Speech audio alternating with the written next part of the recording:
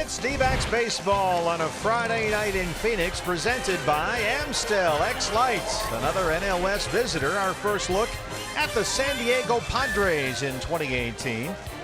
The D-backs looking to continue their best ever start. So join us for the D-backs and the Padres on Fox Sports Arizona. Good evening from Chase Field. Welcome to the broadcast. Steve Berthiaume, Bob Brenly along the way. The first of three, the D-backs and the Padres. This is Taijuan Walker's turn in the rotation, but Taijuan will have Tommy John surgery next week in New York. So Bob, tonight it's next man up, Matt Cook.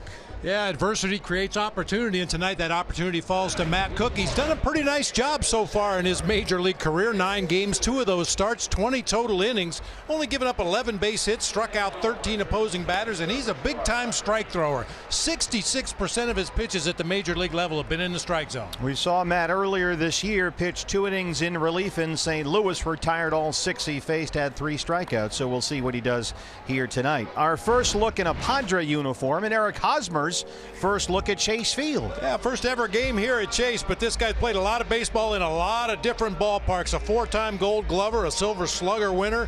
He was the MVP in the All-Star game that was at Petco Park back in '16. Won a gold medal with Team USA.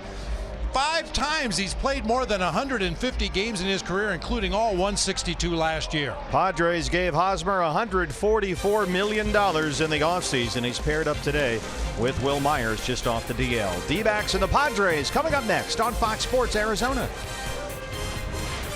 D-backs baseball on Fox Sports Arizona is brought to you by CenturyLink, connecting you to the power of the digital world. By Gila River Hotels and Casinos. The card by Gila River Casinos earns you rewards 10 times faster than ever before. Sign up for the card today.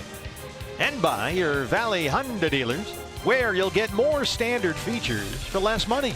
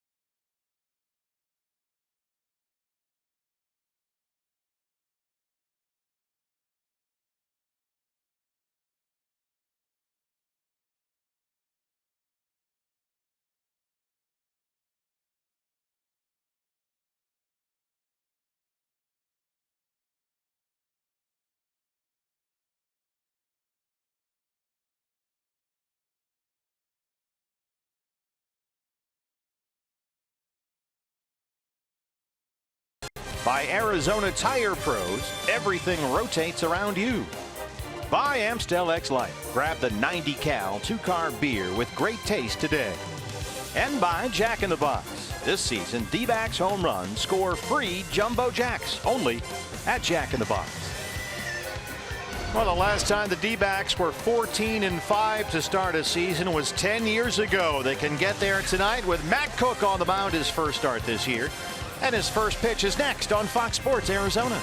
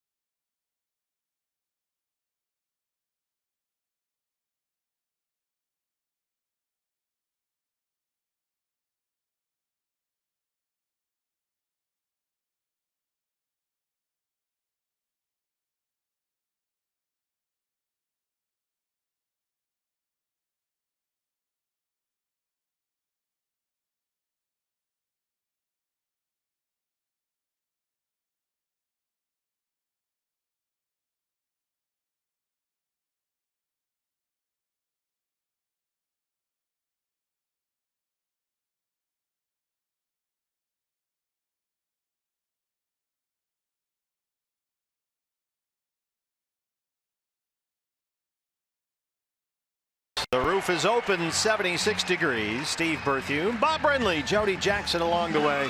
It's D-backs baseball on a Friday night, brought to you by Amstel X Life. Matt Cook up against the San Diego Padres, who open up a 6-game road trip here. 3 in Phoenix, followed by 3 at Coors Field against the Rockies. And here's the lineup for Andy Green's boys, brought to you by your Valley Chevy dealers. Jose Pereira will lead it off out in left field. Will Myers, just off the disabled list, will be out in right field. Eric Hosmer, we talked about in the open, down at first base. Christian Villanueva swinging a hot bat for the Padres right now. He'll be down at third base. Alan Cordero out in center field. Freddie Galvis at shortstop. Carlos Asuaje at second base. Austin Hedges doing the catching for the right-hander Tyson Ross. And your Ram truck starter for the D-backs will be Matt Cook. Here's a look at Matt Cook. 27-year-old right-hander. He threw 2 perfect innings of relief with 3 strikeouts in St. Louis on the last road trip tonight. His first big league start since October of 2016. He did have a start for the Reno Aces against the Fresno Grizzlies. Went 6 strong innings in that game. Gave up only 3 hits and no runs, as I mentioned in the open. Big-time strike thrower. Going to need his defense behind him. And here's a look around the diamond. It's brought to you by E.D. Marshall Jewelers. With A.J. Pollock getting the start off tonight, Gerard Dyson will be out in center field, flanked by Daniel Descalso in left. David Peralta moves over to right field tonight. Devin Marrero and Nick Ahmed on the left side of the infield. Ketel Marte and Paul Goldschmidt on the right side. Alex Avila behind the plate for right-hander Matt Cook. Jim Reynolds will call the balls and strikes tonight. He's your plate umpire. Mike DeMuro at first base. Chad Whitson at second. And Mark Wegner is the third base ump tonight. Jose Pereira will lead it off, the left fielder. Batting .273, the first of 3, the D-backs and the Padres from Chase Field.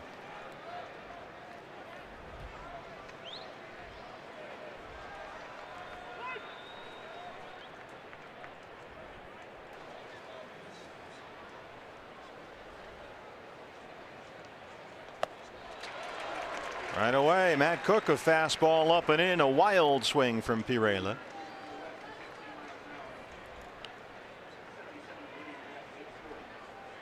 Matt Cook is not a strikeout pitcher, but usually right around the strike zone, looking to generate weak contact. Just like that, a little dribbler to second. Marte cleans it up. Now, when you're making your first start of the year, you're never quite sure where, or more importantly, when to go. This was Matt Cook, who ran out a little too soon. Where's everybody? Yeah, the umpires were having their meeting at home plate with the two coaches, going over the ground rules here at Chase Field, and Matt had to kind of hang around the dugout for a few more minutes. Initially, we thought that he and Alex Avila were going to try to pull a Satchel Paige, just go out there with no defense in the first inning. He might have had to if he went out any earlier. Will Myers just activated from the DL before the game tonight. First pitch swinging, and that one is in the seats. Myers has played in only 3 games all year. He's been out since April 2nd with a nerve irritation in his right arm.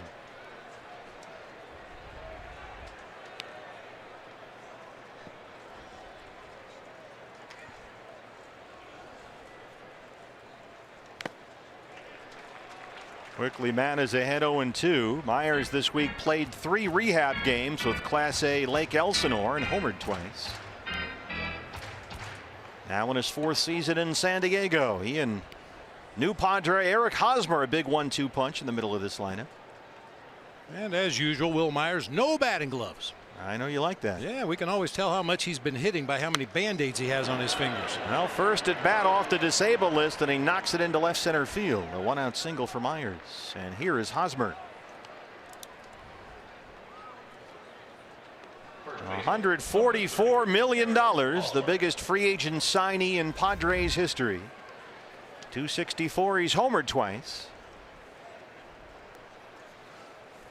I don't know about you, but I was really surprised that the Padres jumped into the free agent pool the way they did, spent the money that they did to get Eric Hosmer. You know, they had Will Myers down there at first base, who seemed to be doing a nice job, but I guess they wanted to add another veteran bat to the middle of that lineup.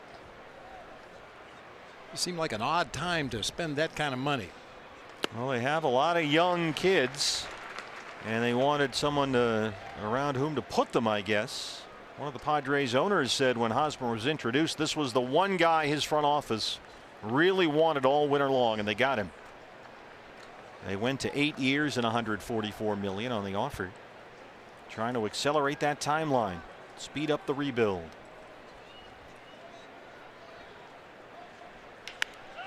Oldie's got, oh, it's off the glove. He was thinking double play, recovers as Cook hustles over there, and they get Hosmer, but Myers moves up. Boy, we see Goldie execute that play perfectly time after time. That one off the glove. Maybe got just a little bit ahead of himself. That ball hit to his backhand side. Took a little bit of a squirrely hop right there. Didn't hit him in a good spot in the glove, but as always, he stays with it and gets an out at first base right here. That foot slipped as he went to plant right there. Fortunately, seems to be okay. So Myers at second, 2 down for red-hot rookie third baseman Christian Villanueva, who leads the Padres in home runs and RBIs, hitting .340.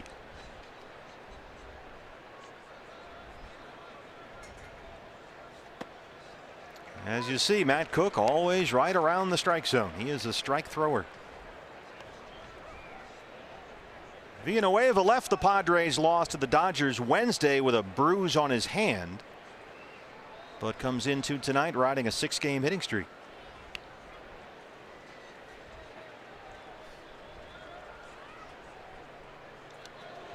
That one gets to the backstop, and Myers is at third.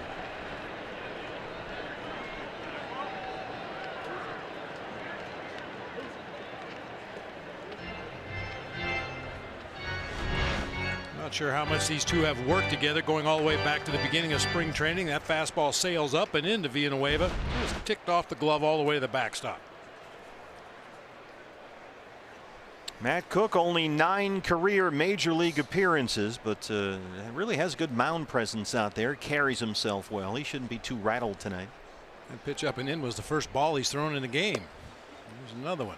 Vila didn't look like he was real sure about receiving that one either. Maybe a cross up. 2-1 now on Villanueva.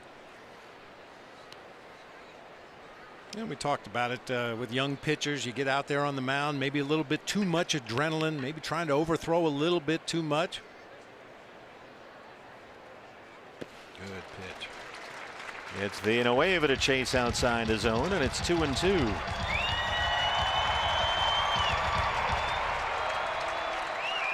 Franchi Cordero on deck.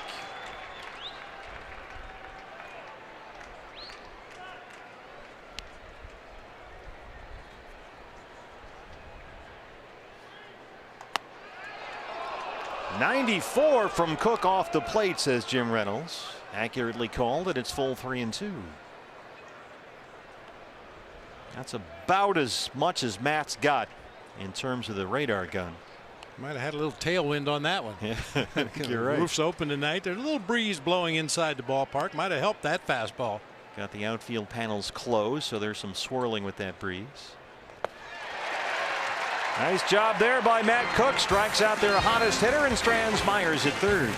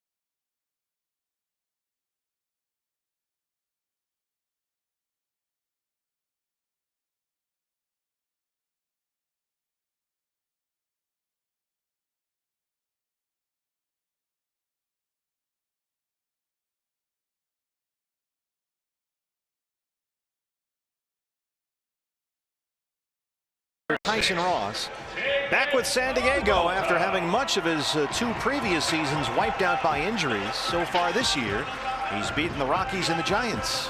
He's death on right-handed hitters so far in the 2018 season. Righty's hitting only 128, lefty's hitting 419 against Tyson Ross, mainly because of that wipeout slider. David Peralta steps in,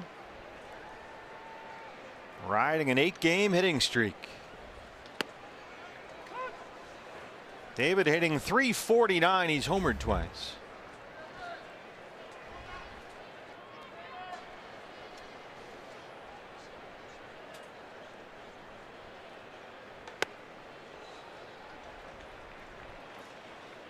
Peralta rolling right now. He's hit safely in 12 of his last 13 games, and half of those are multi-hit games.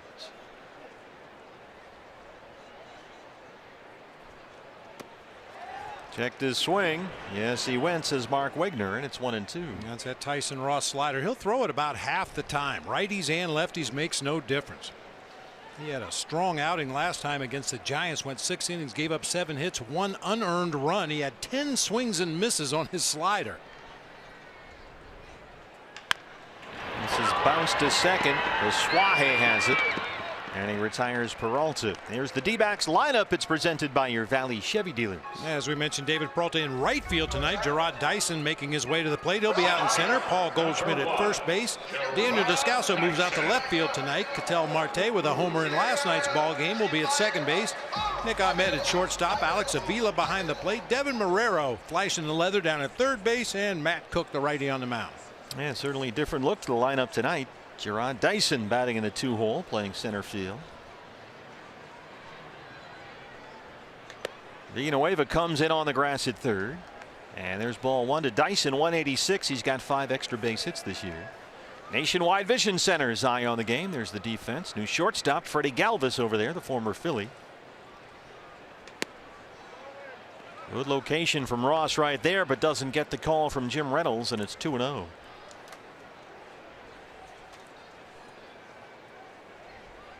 I'm not even going to ask for him to bunt. We were talking about it the other night, and he ended up hitting an RBI triple off the wall in center field in the 8th inning. He's had some big hits, Jarrod Dyson. 3 balls and no strikes. Goldie on deck. Always nice to have that speed up near the top of the lineup. Shows bunt there, takes ball 4. 1-out walk. A look around the diamond at the San Diego defense. That's brought to you by E.D. Marshall Jewelers. Varela in left, Cordero in center, Myers over in right field.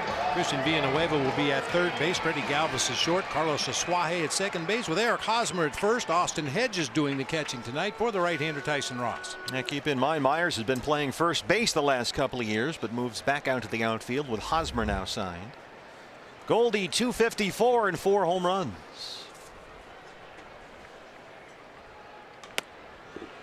Slow slider up top that time, and he steals strike 1. Goldie's hit safely in 8 of his last 9 games.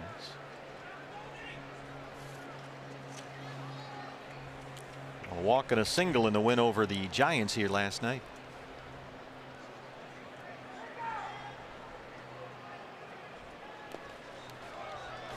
That one gets knocked down by Hedges, who's a very good defensive catcher back there. Dyson stays put.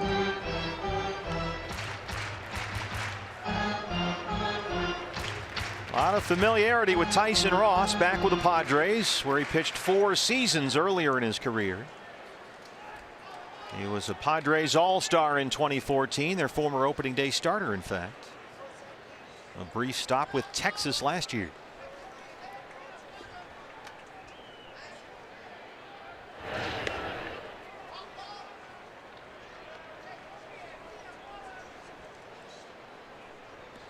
Dave McKay coaching at first. A little glove maintenance down there by Eric Hosmer, using his teeth and his bare hand to tighten up some laces there on the webbing. Old school. Dyson takes off. The throw from Hedges is in time. Chad Whitson says they got him. Hedges can really catch and throw back there. Torey Lovullo wants to give Alan Campbell a chance to check the video. He's not even going to get up off the ground. Look, I'm still in there. Look, Torey's got the stopwatch going. They're supposed to only get 10 seconds to decide, and yes, they will challenge the out call at second. Tick tock, tick tock.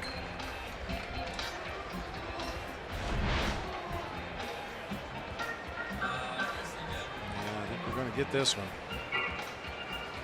Didn't look like he came off the bag at the end of the play. Oh, he just beat the throw. Yeah, he got his hand behind the foot of the second baseman Asuaje, trying to make that tag. Oh yeah. If he leaves that left foot where it was initially, Dyson wouldn't have been able to get to the bag. And he is indeed safe at second. A stolen base for Jarrod Dyson, his second of the year.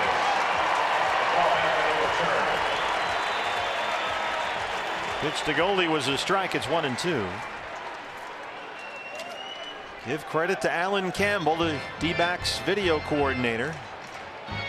This year the D-backs have won 6 of their 7 managers challenges. Alan Campbell, AC, is one of the best in the business. Yeah, it looked like Torey was talking to Nick Ahmed about Asuaje going out after the baseball, catch it, and then have to drag the tag all the way back to the base rather than just let the throw travel an extra couple feet. Drop the glove right down in front of the bag. That's what Nick does so well. Let the ball travel. The theory being that the ball can move faster than you can move your glove. Absolutely. Yeah, you reach up, 3 or 4 feet in front of your body to catch that ball. Now you've got to drag the tag all the way back rather than just let the ball come to your glove right at the base. I think that's what Torey's doing right there. 2-2 to Goldie with Dyson at second and 1 out.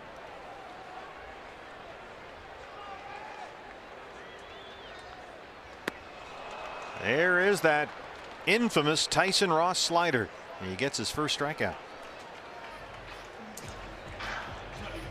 Left fielder, number 3, Daniel Descalso. It's been a good one throughout Tyson Ross's career. A lot of downward movement. He throws it hard. That last one at 86 miles an hour. That's definitely been his go-to pitch when in trouble. Daniel Descalso, the left fielder and the cleanup man tonight. 182. He's homered twice. Trying to get Dyson home from second with 2 down.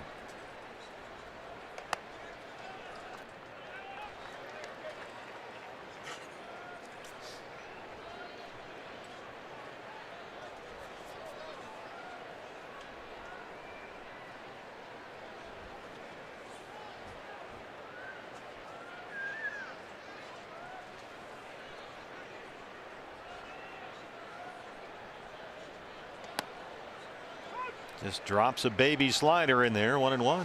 You notice a difference in velocity. The one hard one that he threw to Goldie was 86. That last one at 82. Just trying to steal a strike. Behind in the count. Figures that the hitter's looking for a fastball. If I throw a slider up there in the middle of the plate, he's probably not going to swing at it. He was right.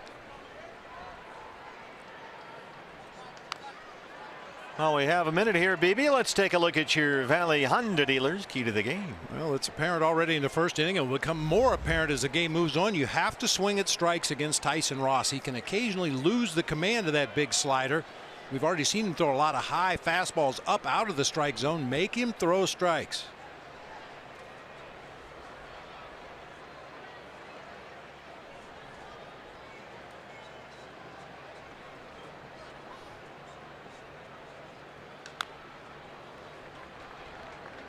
There's the harder slider. Descalso stays alive.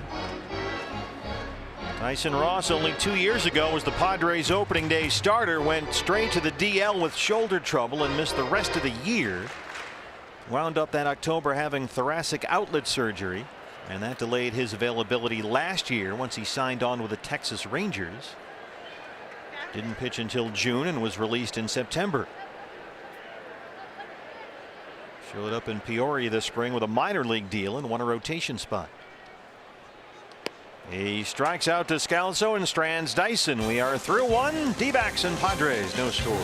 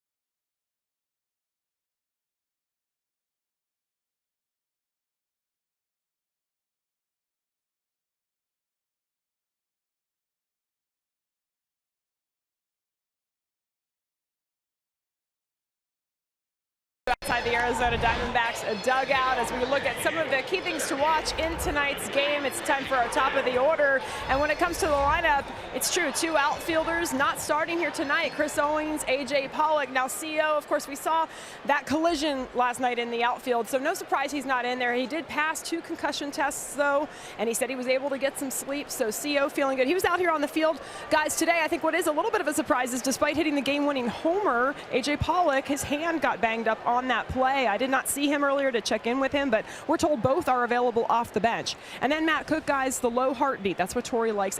Archie Bradley told me his 8 is my 2. So he's very composed out there. You won't see him getting too excited, but they like that. They like the poise. That motor just sort of idles out there for Matt Cook, where Archie's is always going 100 miles an hour. Franchi Cordero, the center fielder, leads off the second against Matt Cook. Cordero, a 194 hitter. He's homered twice.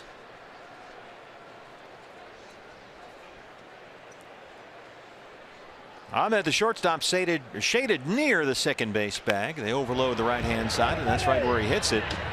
Only to Matt Cook.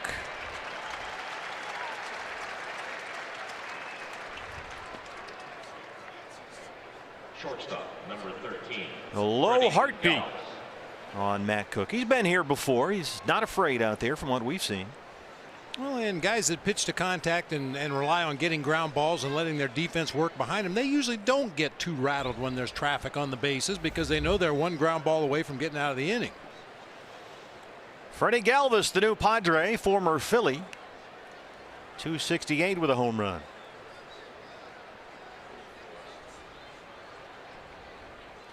Galvis has apparently really stepped up his sock and shoe game. After 6 seasons with the Phillies, he's their new shortstop, which is a position that's been a deep, dark pit of despair in San Diego for a long time. They have Fernando Tatis Jr. as a prospect, one of the top prospects in all of baseball. He's a shortstop, but they've brought Galvis in the final year of his contract, one of the better defenders in the game at that position. Matt's ahead 1-2. And surprisingly off to a decent offensive start for Freddie Galvis, especially from the left side of the plate where he's hitting .286 this season and drawn 11 walks as a left-handed hitter.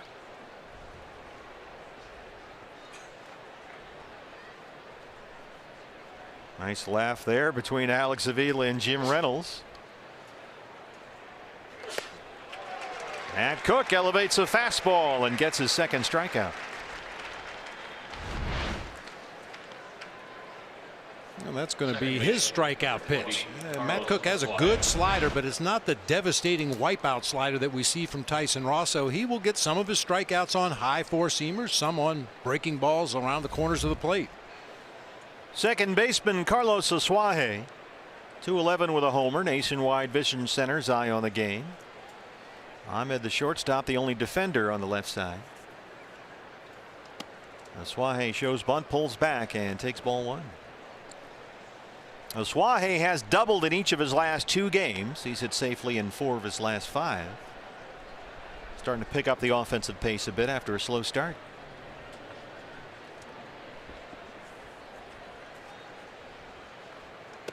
We're already 5 swings and misses in the first inning and 2/3 for Matt Cook. That's usually not his game. Yeah, Zach Greinke had 5 swings and misses all night last night in 7 innings of work. Yeah, Zach was a pitch to contact guy last night. Only 2 strikeouts in those 7 innings, but very effective. Foul back in his 2-1. Matt Cook, 6'3", 215. He's 27 years old. 1 start with AAA Reno this year. That was last Friday at Fresno, so it's been a week. 6 scoreless innings. He gave up only 3 hits. And he looked terrific in that 1 relief appearance on the last road trip in St. Louis. 2 innings, retired all 6 he faced, had 3 strikeouts. Well, it goes without saying he's looking to throw strike 2 right here. And if he does, he should have Asuaje right where he wants him. Carlos Asuaje is 0 for 29 this season with 2 strikes. Ouch. Watch out. Square to bunt almost hit him in the foot, and it's the first walk for Matt Cook. That'll bring up Austin Hedges, the catcher.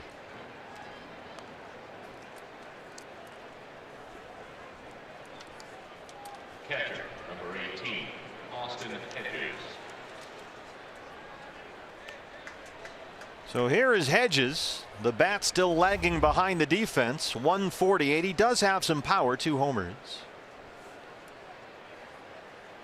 He is stuck in a 2 for 22 skid right now. The number 8 hitter.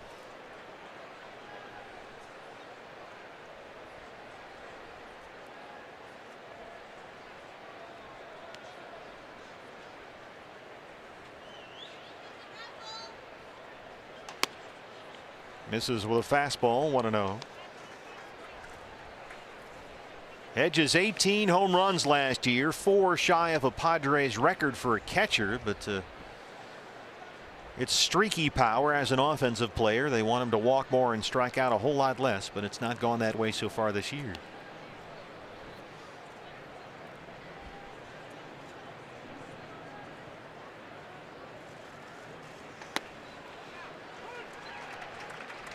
Good hard cutter there from Cook, and it's 1-1. Hedges 8 for 54. And in those 54 at bats, he's punched out 21 times already. That's a lot.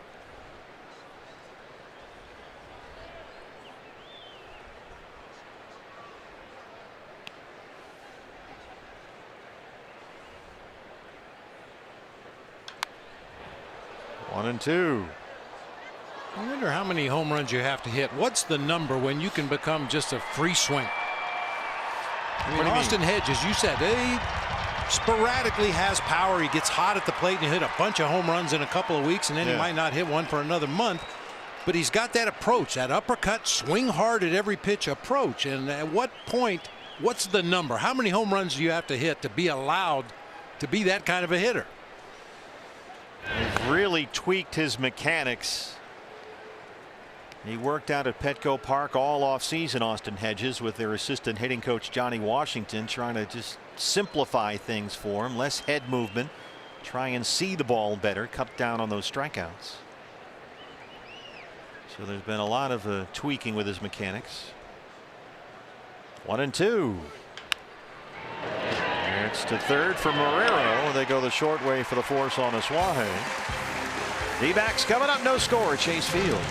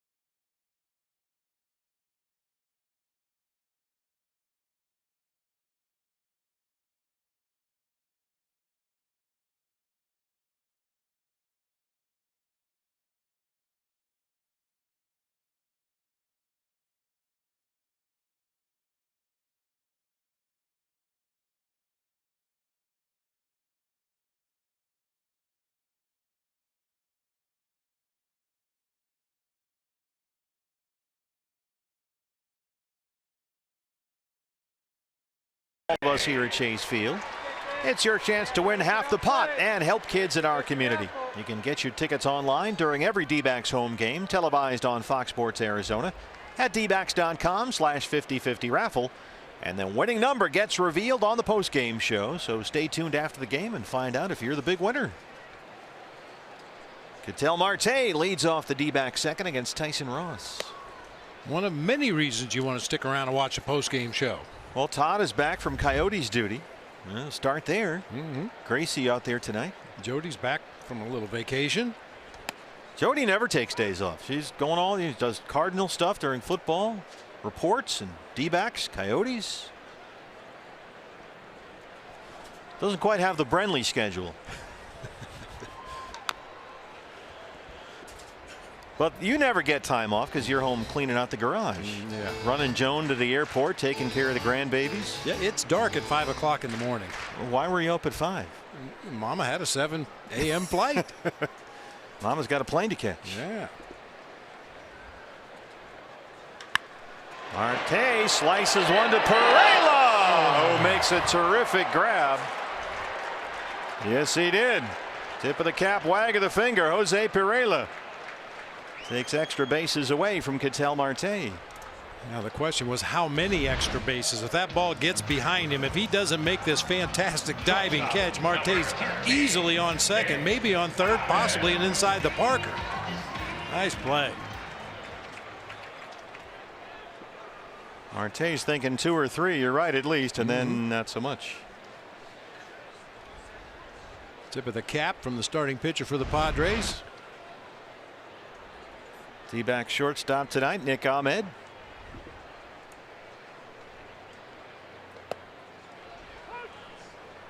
Fastball up and in for a strike. Nick 212 and 2 homers.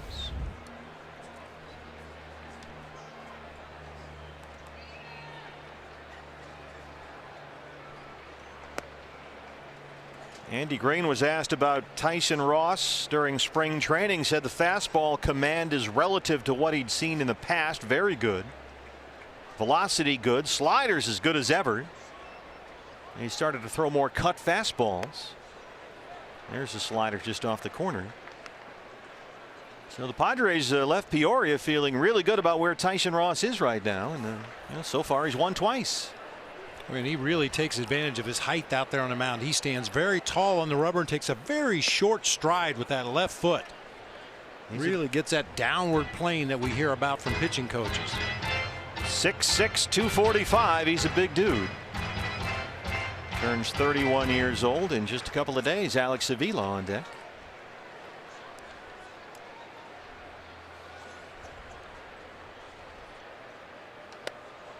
Fastball up.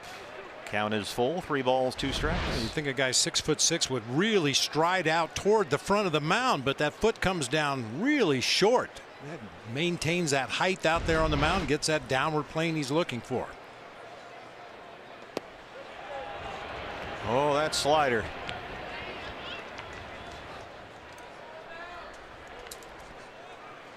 I mean, there's a lot of good sliders in Major League Baseball, but when Tyson Ross is feeling it out there on the mound, he's as good as anybody with that breaking pitch. Well, Padres needed some innings, and if he's healthy, he can give them plenty of good ones. Avila, the catcher, 4 for 32 with a home run. Nationwide Vision Centers, eye on the game. Villanueva, the third baseman, moves over next to second base Chad Whitson. They'll leave Galvis all by himself on the left side. Now he's playing all the way up the middle almost, Freddie Galvis. So the whole left side of the field is wide open.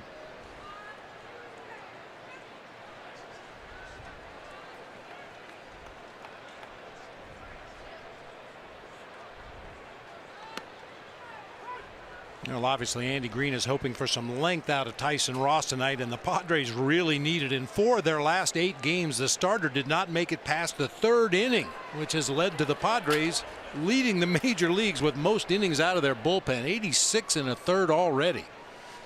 Yeah, the only good news has been an off day yesterday for the Padres. They were just swept at home by the Dodgers, which was a big reason why you had those bullpen numbers, Bob. Not only were they swept, they were outscored by LA 30-10 in that 3-game series. They do get Will Myers back tonight, just off the DL.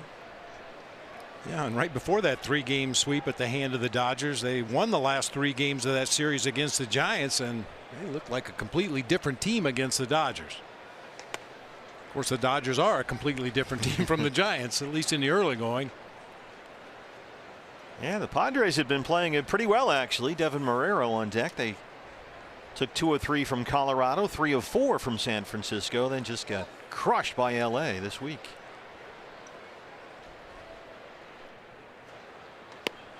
Swing and a miss. Another slider. 4 strikeouts for Rossi. Set down 5 in a row. No score at Chase Field.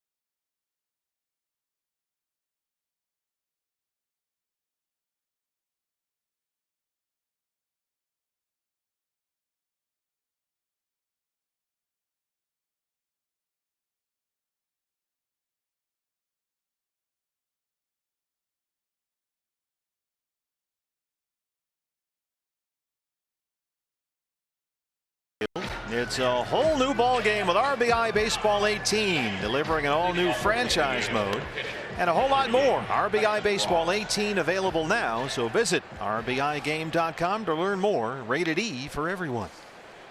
Outfield panels closed, roof wide open. A very comfortable evening here at Chase Field. Matt Cook, his first start of the year, up against San Diego's Tyson Ross, and Ross leads off the Padre third. Tyson Ross is a career .318 hitter against the Diamondbacks, 7 for 22. Stop it. How can that be? Got a big strike zone at 6-6. There it is. Look at that. The truck backing you up.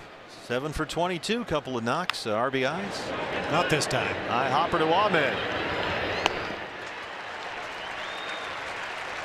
Well, so far through the order, a walk, 2 strikeouts, and a single against Matt Cook. The pride of Cherokee, Iowa, a 3rd-round pick out of Louisville by the Mets back in the 2012 draft. Cherokee is a small town in Iowa, population about 5,000. Jose Pirela grounded out to lead off the ball game. Cherokee is the smallest town to have their own symphony orchestra. It's a very upper crust kind of place. Hoi polloi. How many people in a orchestra in a town of 5,000? 4,900. I don't know. Thought that was pretty cool.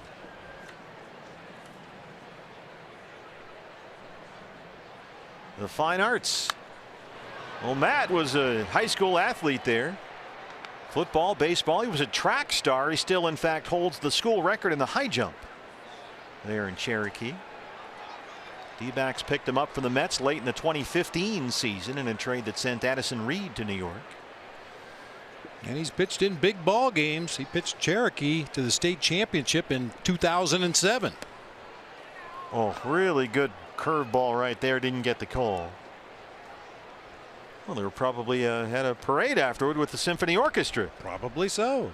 Fire trucks and everything. Well, that's a good spot. Might not be right where he wanted it, but pretty good pitch. Doubled up on that curveball, and it's 2-2. Matt, just one brief relief appearance with the D-backs last year. He spent most of last season between Reno and Hillsboro. Will Myers on deck. And a lot of injuries last year. Matt Cook, right shoulder impingement, missed the first 3 months of the year, and then had a blister issue over the summer. So he really got jammed up last season.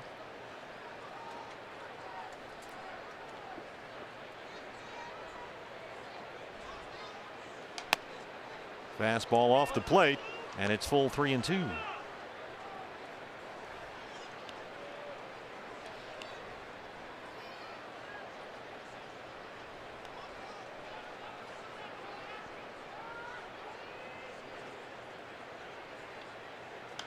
Go back out there with that fastball, and Pirela fouls it off. Mentioned they just got swept by the Dodgers. Pirela went hitless in those 3 losses. He was 0 for 14 in that series. Andy Green's team for the moment down Manuel Margot. Their center fielder is on the DL. Just got Will Myers back tonight. Trying to throw that curveball down to that corner for the 3rd time of the at-bat, and he's got his second base on balls. Hey fans, MLB's Play Ball encourages participation in baseball activities among all age groups, especially our youth. To celebrate, the D-backs will give away a bat and ball set to the first 5,000 kids 15 and younger this Sunday, April 22nd. Learn all about the D-backs kids program online at dbacks.com/kids. Will Myers singled in his first at bat off the disabled list. Playing in only his 4th game all year. He's been out with a nerve problem in his right arm. There's a fastball for strike 1.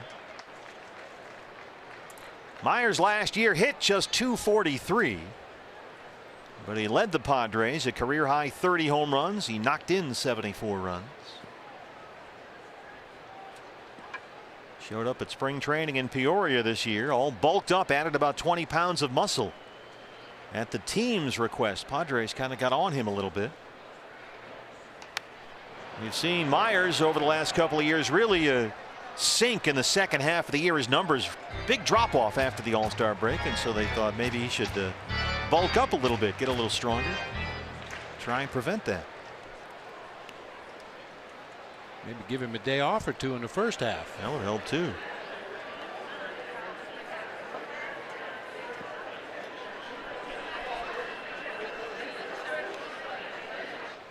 Last year he hit under 230 after the All-Star break.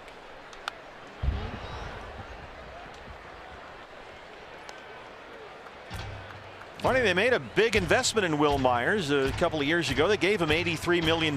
He was going to be the guy, the man, the face of the franchise, the whole thing, and that really didn't seem to fit his personality. And so they doubled down on Hosmer for $144 million. So maybe they figure that'll take some of the heat off Myers. Another reason to bring Hosmer in.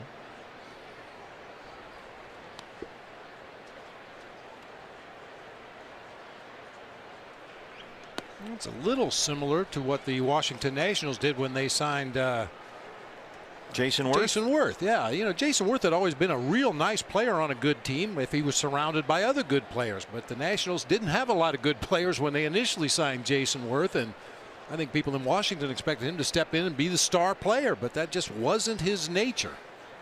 Yeah, Hosmer is very much a captain, leader of the clubhouse type. Certainly was in Kansas City. Marrero at third, Marte for one, and they roll the double play. Devin Marrero, the Sun Devil, gets it started. Marte turns it, and Matt Cook has put up 3 scoreless.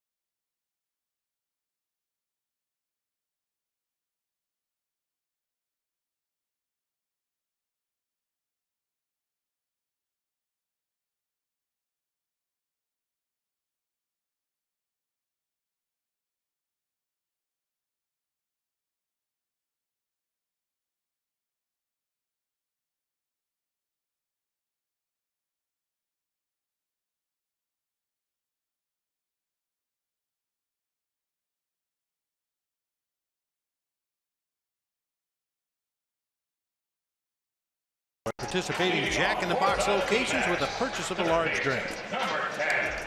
Well, Tyson Ross, the Padres starter, has set down the last 5 he's faced. He's already got 4 strikeouts. And Devin Marrero, the third baseman tonight, leads off the D-backs third.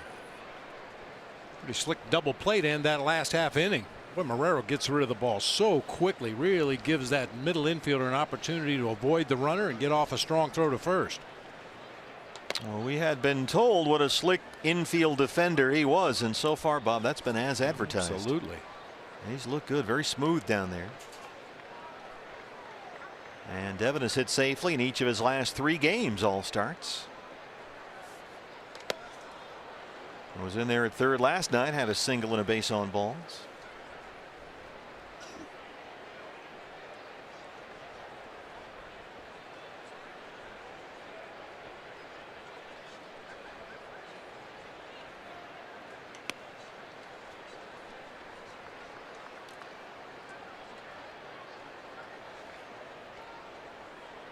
Feel bad, partner. We missed a birthday last night. One of our favorites, Kevin Kellogg. Had a birthday. There's Kev. There he is. I didn't want to bring it up. Down the first base line. Well, he knows we were busy. We had RJ up here. We were selling tickets. It was a busy night. But we would not be able to bring you our outstanding Diamondback coverage if not for Kevin Kellogg and all the folks just like him on our crew that are here very early, well before you and I show up. And they're here late every night. Oh, yeah, there's Hey, Kevin. Kev. Happy birthday.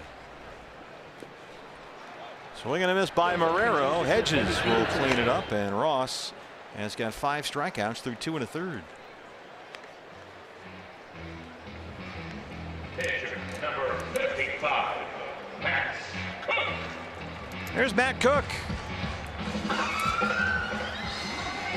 Nats look good out there on the mound. He's given up only 1 hit, a Myers single. He's walked 2. He's got 2 strikeouts, and he's thrown a double play ball.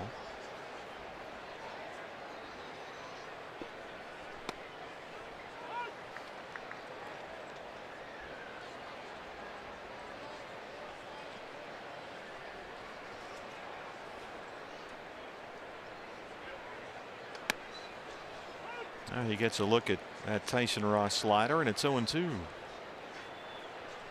At 27 years old, 6'3", 215. 0 for 3 career in the big leagues at the plate.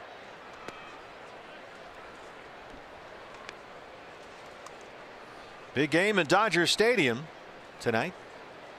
Max Scherzer versus Clayton Kershaw. And the Nationals have an early 2-0 lead. How about that for a pitching matchup? Tyson Ross 4 consecutive strikeouts and 6 for the ball game. He struck out 6 of the last 7 he's faced. Well, second time through the lineup. See if the Diamondbacks have a little better bead on that slider. That'll lay off the high 4-seamer and lay off the low slider. Peralta grounded out to lead off the ball game for the D-backs.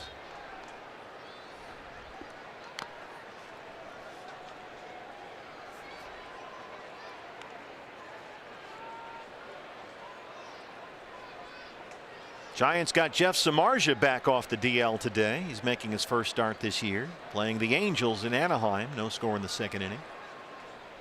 Rockies hosting the Cubs. Colorado trails 5-3. They're in the 5th at Coors Field.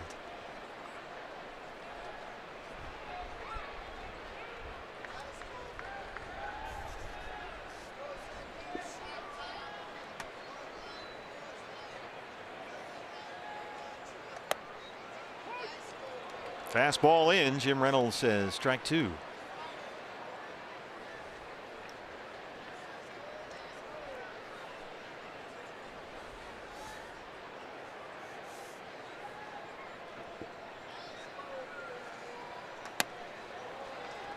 A little too far in that time. 2 balls and 2 strikes.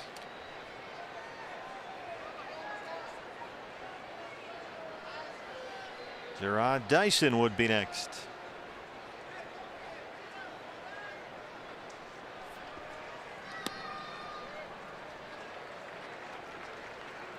David's worked at full 3-2.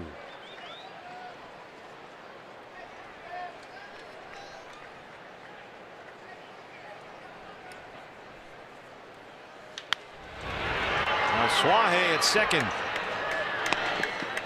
Tyson Ross has set down 8 straight D-backs. No score at Chase Field.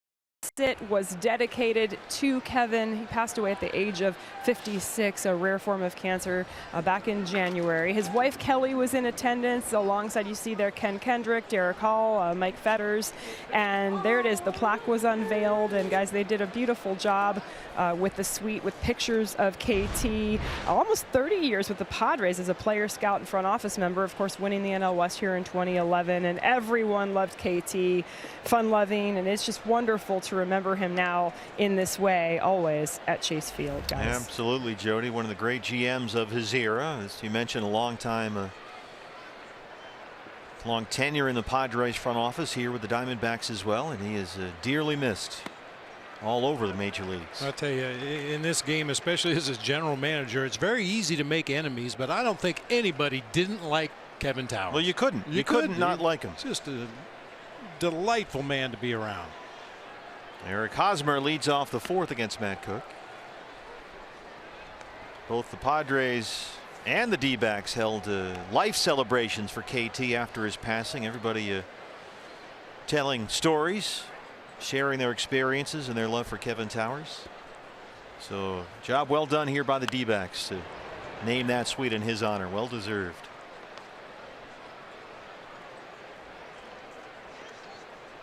Hosmer grounded out his first time up.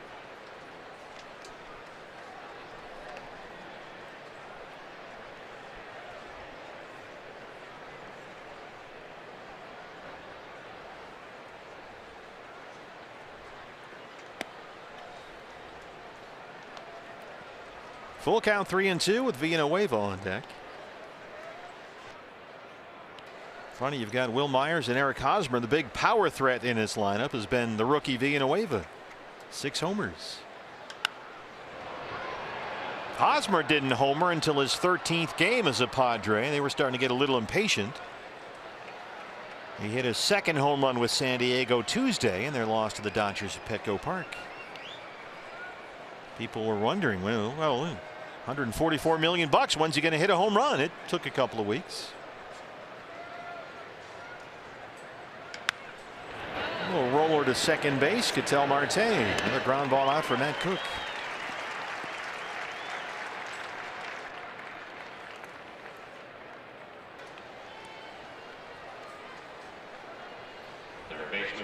Here is Villanueva, the strikeout victim who end the first. Got a little taste of the big leagues last year. Hit .344, 4 home runs in a dozen games, and he's picked up right where he left off.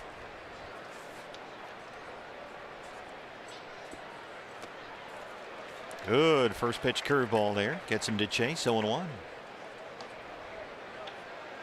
Villanueva's first major league home run came against the D-backs last September in San Diego. Hit it off J.J. Hoover.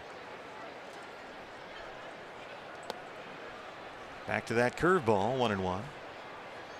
Villanueva's a guy who played 8 seasons in the minors before he got his first big league call up last year. So he has paid his dues. Pops it up. Avila will give it a look near the screen, but it's out of play.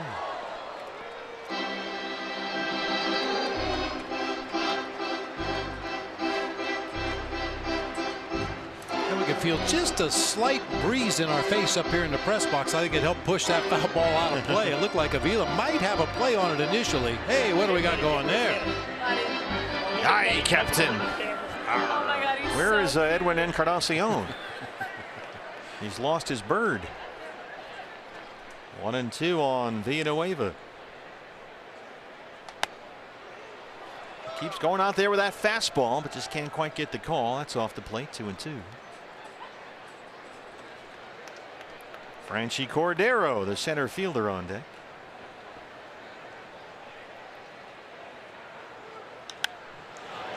Slow curveball hit pretty deep right field. Peralta's out there.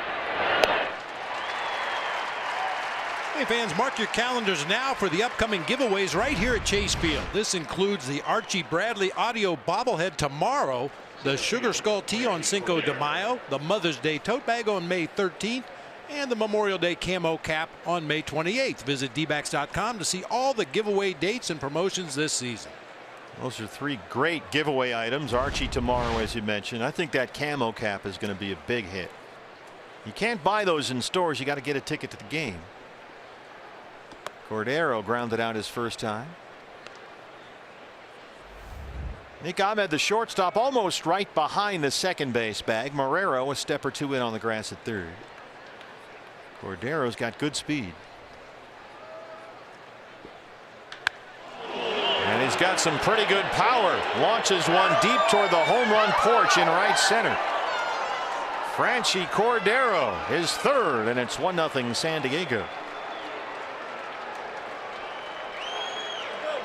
He's just 23 years old. He's got a lot of tools, and power looks like it's one of them. Well, we obviously forgot to tell Franchy Cordero about the humidor, because he hits this ball off the scoreboard. Above the 413 mark. It hit the bottom of the scoreboard out there.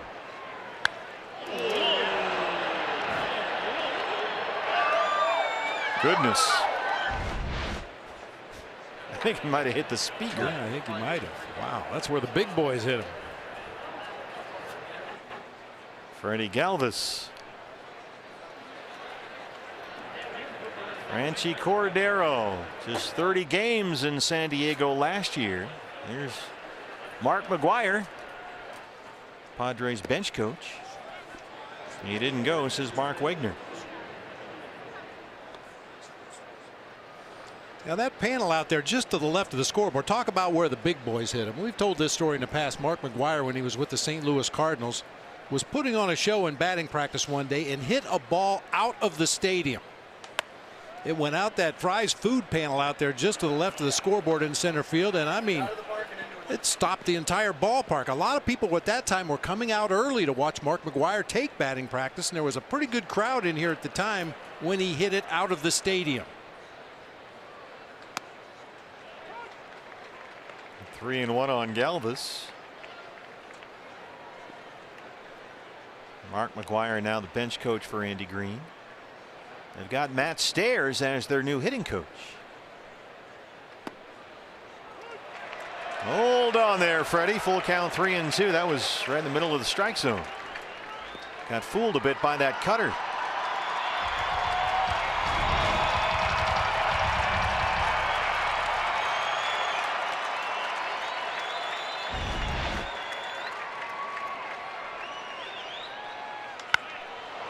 Center field, Dyson backing up. He's in the corner and he runs it down. Right under the home run porch. Cordero hits the speaker on the scoreboard. 1-0 San Diego.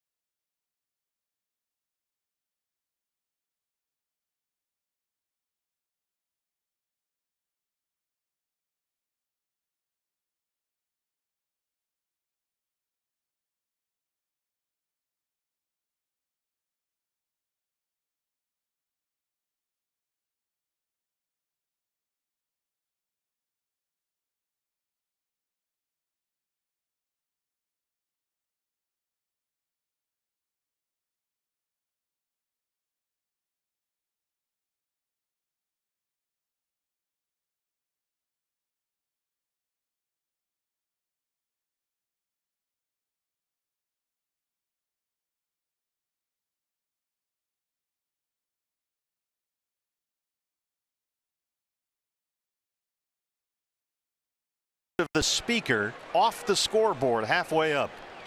489.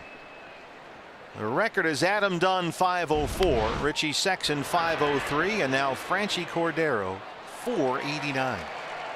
Yeah, the Richie Sexson home run actually hit his face up there on the big board. That's an all-timer right there. It hit just to the left of the speaker. Halfway up. Yeah, last year Jake Lamb hit one out in the vicinity of that particular home run, 481. It cleared the walkway out there right underneath the Coors Light strike zone. Broken bat, Ross collects it, and they retire Dyson. Goldie takes on Tyson Ross today by AARP. Paul Goldschmidt struck out his first time up tonight. 8 for 25 career with 2 homers against Tyson Ross. Ross has now set down 9 straight. He's been on top of his game. 7 of the 10 batters that he's faced had 1 and 2 counts. All 6 of his strikeouts have come on that wicked slider. D-backs do not have a base hit. Ross has walked 1 and struck out 6. Starts him off with a fastball for a strike.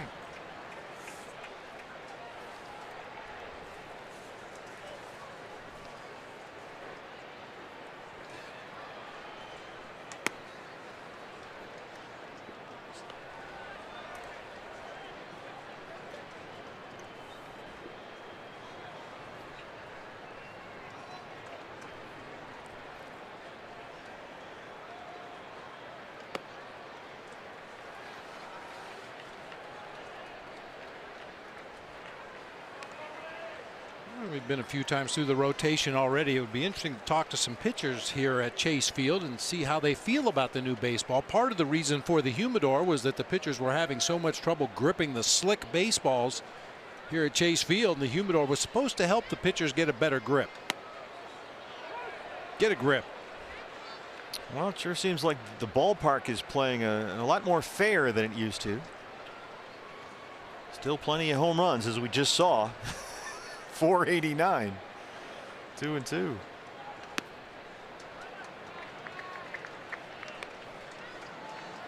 Descalso, the cleanup man tonight. Full count on Goldie.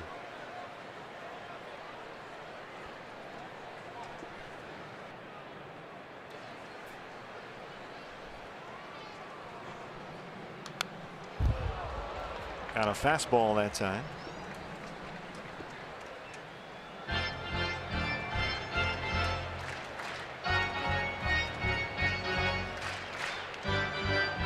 Goldie, the sluggish early numbers, as Torey Lovello said, a little bit magnified when you start the season. You see that batting average up there, but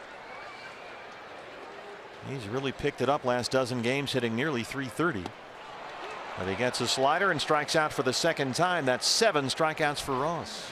Hey fans, the day after every D-backs win, get 50% off all pizzas at regular menu price using promo code D-backs50 at papajohns.com. Daniel Descalso, a strikeout victim his first time.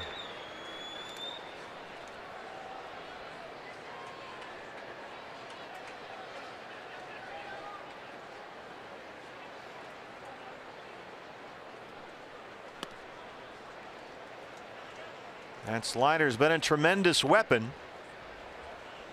And throughout his career, including this year, he'll throw it more than 40% of the time, that slider. No pitcher in baseball, in fact, throws a slider more often than Tyson Ross. Austin Hedges has been back there plenty of times to catch it. He's behind the plate tonight. That one's off the plate, but Jim Reynolds says strike 1.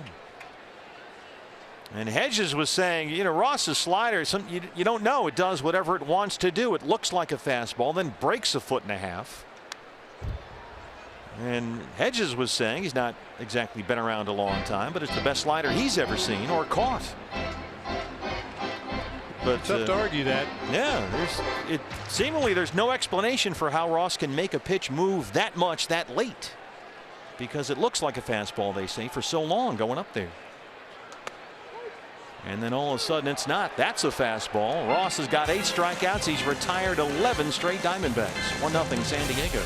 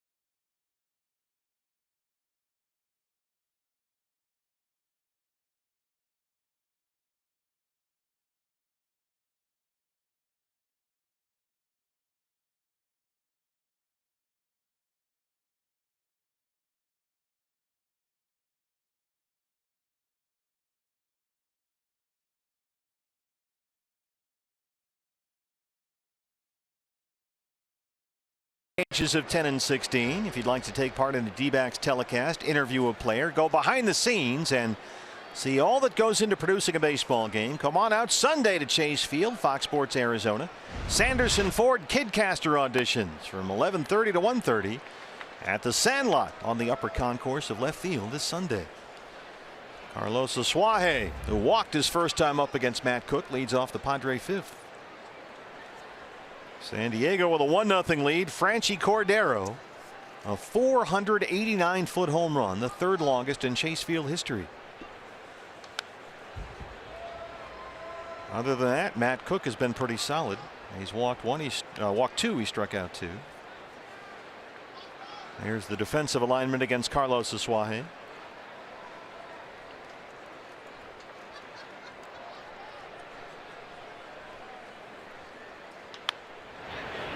And he hits one right into the shift. Marte, one down. We want to send congratulations and welcome to the newest D-backs fan, Miss McKinley Renee Kelly, daughter of Tyler and Stefana Kelly. She was 7 pounds 3 ounces, 20 3/4 inches long. Congratulations. Yeah, new D-backs fans. We like that. Yeah, fan base building by one now. One at a time. The catcher Austin Hedges. Well, how's Matt Cook look so far? I think he looks really good. I mean, it comes as advertised. You know, his stuff won't wow you, but he knows how to use what he does have.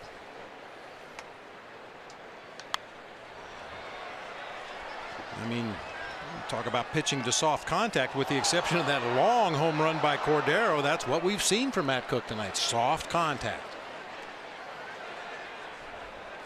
Well, he's a guy that Mike Hazen saw a lot of this spring, and Mike was saying threw the ball great in spring training, healthy, stronger than he was last year, a little more velocity. We've seen that tonight. He's hit 94.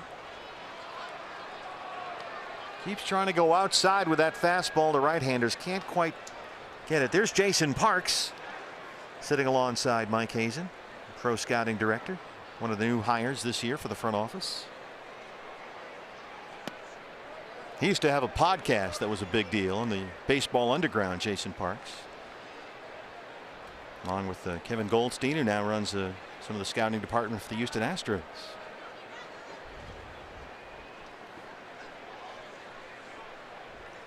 Three and one.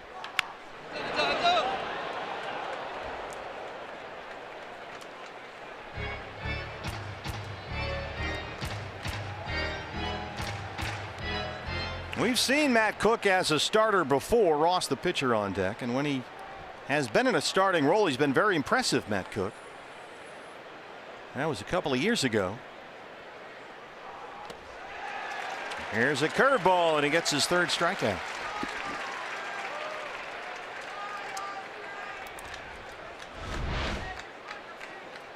Good breaking ball right there to Hedges. Had him out in front. Just enough movement to get it off the end of the bat. It was 2 seasons ago. Matt got a spot start as a September call-up at Nats Park in D.C. As Ross steps in, Zach Greinke was a late scratch at the end of the year, so Matt got called up and got a start. And he took a no-hitter into the 6th inning in his first major league start. Retired 14 straight at one point, and then followed that up with 6 innings of 1-run ball right here at Chase Field against these Padres. So it was a terrific close to that 2016 season for Matt, but then last year I had all those injuries, the right shoulder problem and then the blister.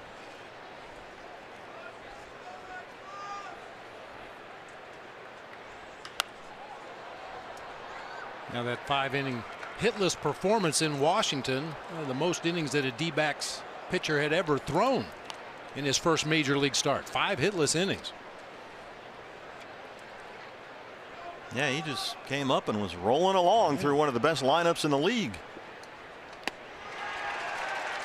And he gets a couple of strikeouts to end the top of the 5th. D-backs trail the Padres 1-0.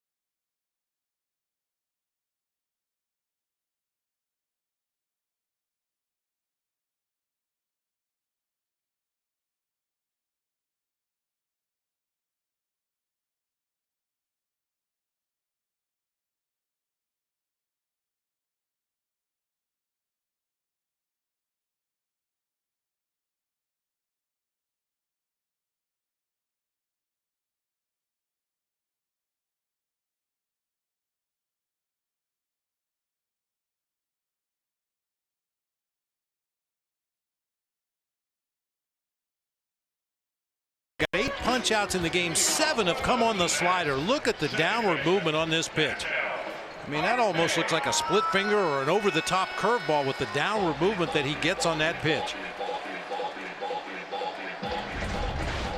Well, he's been rolling along here. He's had 2 strikeouts in each of the first 4 innings. He's walked 1. He's punched out 8. He's retired 11 straight D-backs. And Ketel Marte leads off the 5th.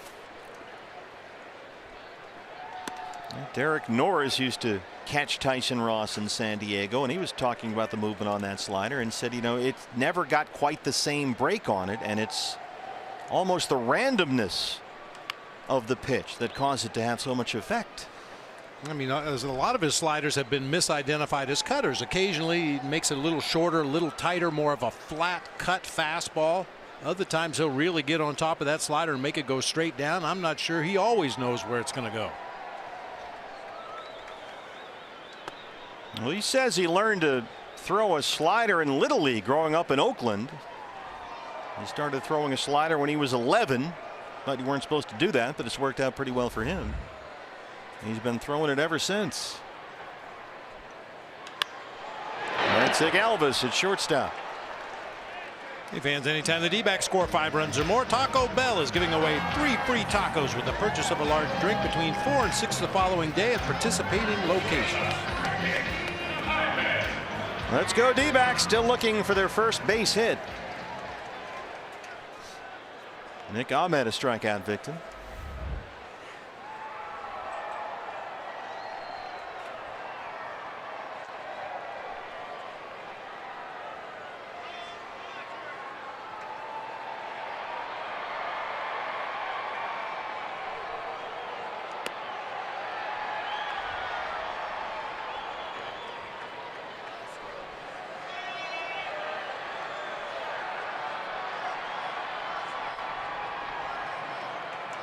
Boy, as good as Matt Cook has pitched, you'd like to get him some runs and get him a lead here.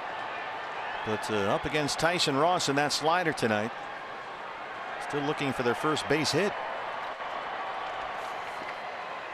Matt's only given up 2 hits himself. One was the Cordero homer, the game's only run. 489 feet. Franchy Cordero, 3rd longest home run in Chase Field history. Halfway up the scoreboard in right center field. Another slider, another swing and a miss. It's 2-2. Yeah, when you see those kinds of swings by not just Nick, but everybody in the Diamondbacks lineup, that tells you they're just not picking up the spin on that slider. It's not easy to recognize that pitch.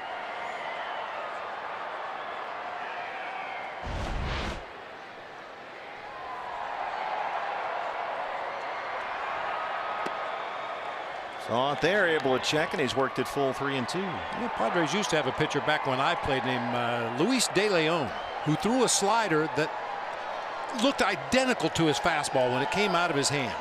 I must have swung at every slider he threw me and didn't make contact once. But I mean, the hitters will tell you that's what it's all about. Pitch identification, quickly picking up the rotation as soon as that ball leaves the pitcher's hand.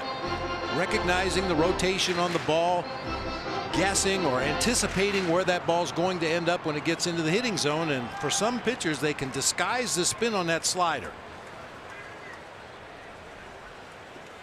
Full count on Ahmed, 3-2. Shortstop for Galvis.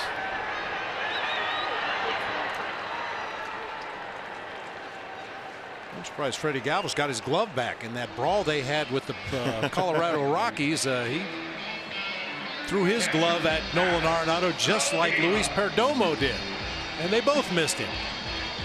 That was a genuine fight, that one. Woo. Alex Avila. And things got a little testy that week for some reason. There was, of course, was the D-backs and St. Louis with the Yadier Molina, the Rockies and the Padres, the Red Sox and the Yankees. You can see how they overload the right side against Avila. Left side of the field wide open, and there's a slider for a strike. You know, Joe Kelly has become a cult figure in Boston for what he did with the Yankees. That led the way to a brawl, but they, at least in the eyes of Red Sox fans, went about it the right way. They didn't wait a week. They went right after the guy they had an issue with. Tyler Austin with a hard slide into second base, spiked Brock Holt in the back of the leg, and Joe Kelly drilled him in his next at bat. Here we go. They've got T-shirts, the Joe Kelly Fight Club. You never talk about the Joe Kelly Fight Club. No. That's the first rule of Joe Kelly Fight Club. Yeah, didn't he stand out on the mound when Austin was staring at him and say, "Oh, come on, let's go. Let's go. Bring it out here. Come on out." Yeah. He said he went to a hockey game the next day or maybe a couple days later, got a standing ovation when they introduced him. Bruins. Fastball up. Trying to get Avila to chase. It's 2-2. Devin Marrero just came from Boston. He's on deck.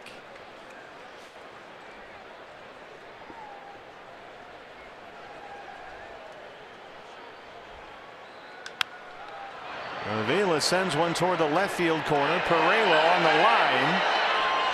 And he's got it in fair territory. Tyson Ross has retired 14 straight. He leads it 1-0.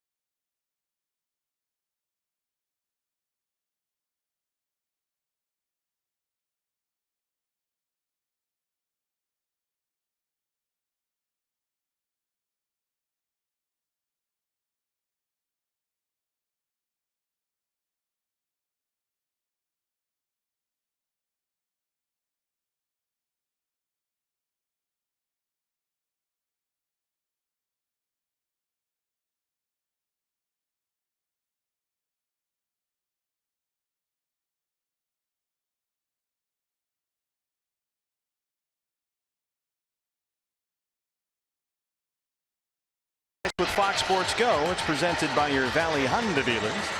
Download the free app, take Fox Sports Arizona, and the D-backs with you wherever you go. We have some headliners with us today. That is Oregon women's basketball coach Kelly Graves. His women ranked number 2 in the top 25 for next year. One of the best college basketball programs in the country from the Pac-12. Enjoying D-backs baseball here tonight. Well, you've got an insider in that Pac-12. My wife has got that whole conference covered. Working for Pac-12 Network, doing a lot of women's college hoop games. He's here with his son Max, and they're enjoying their seats down there. Jose Pereira has grounded out, walked. He'll lead off the 6th.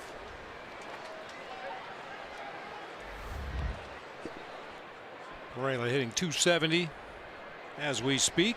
His first 3 seasons in the major leagues, granted it was only 59 ball games, but he was a .226 hitter with only 9 extra base hits.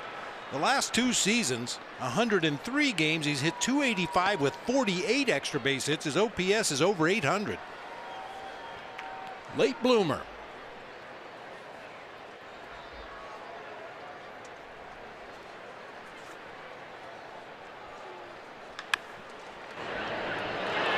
That one goes off the glove of Ahmed. Nick can't find it, and Pereira's aboard.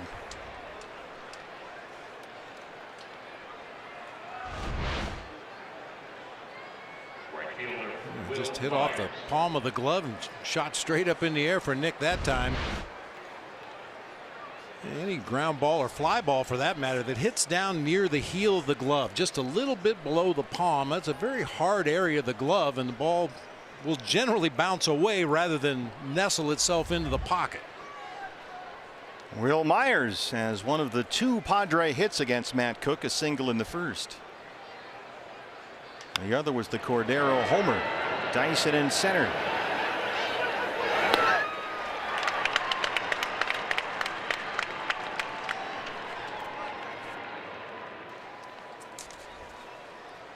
Few outs.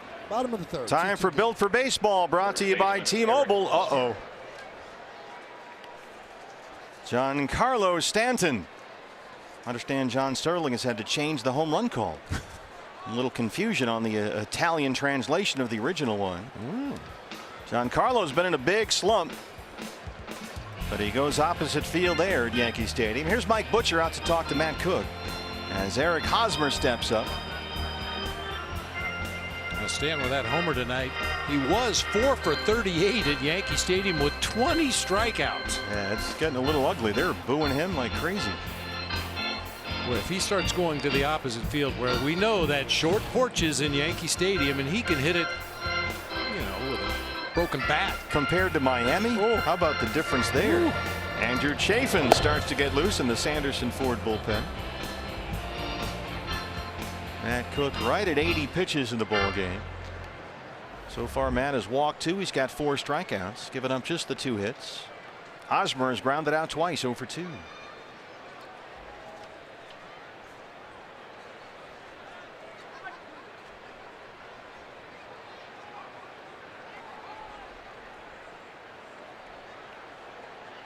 Yeah, Stanton's been struggling, but Aaron Judge has been hitting the ball pretty consistently for Aaron Boone, the new Yankee skipper. 80 pitches for Matt, 51 strikes.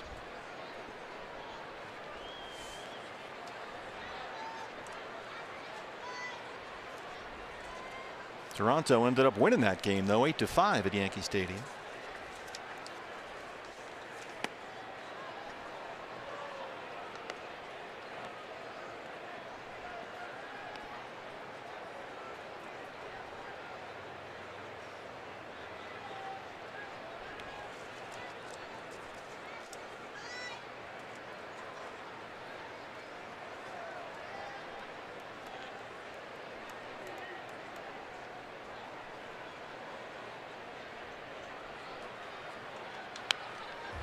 One and 2 on Hosmer. Good cut fastball there for Matt Cook. Hosmer's been striking out a lot more often so far with San Diego. More than 25% of the time. That's a huge increase from his strikeout levels throughout his career. And as he steps in right here, he's stuck in a 2 for 23 slump.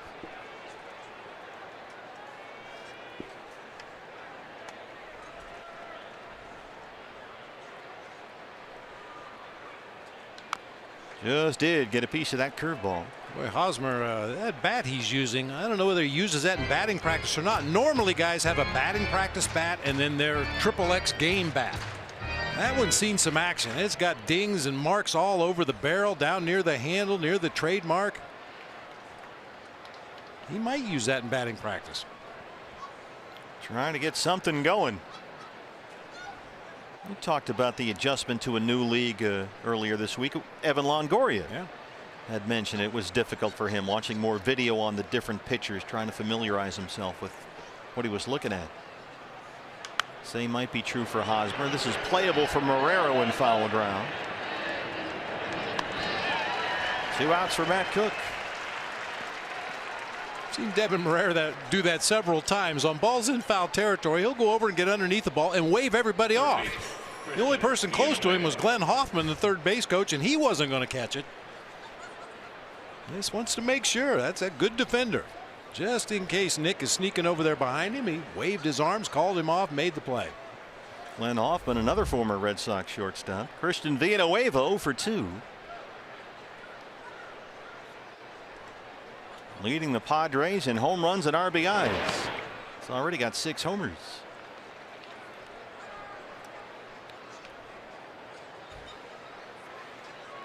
For Glenn Hoffman, this is his 43rd year in professional baseball, his 20th as a major league coach, and 13th as the third base coach for the Padres. Of course, the older brother of Trevor Hoffman. Hall of Famer Trevor Hoffman. I forgot that. My bad. HOF. Ahmed, nice belt high hop. And they cut down Pereira. 6 innings for Matt Cook. Only 1 run on 2 hits. D-backs trail it though 1-0.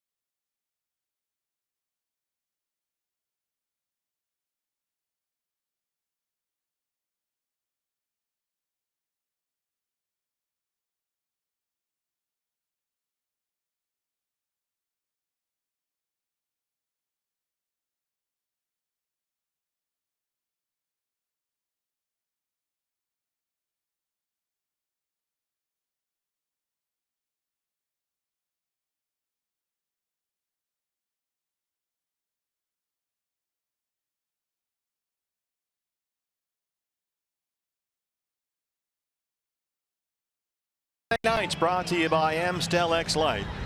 For the first time ever, the NFL Draft is live on Fox. Join Troy Aikman, Joel Klatt in Dallas. All the big picks April 26 and 27.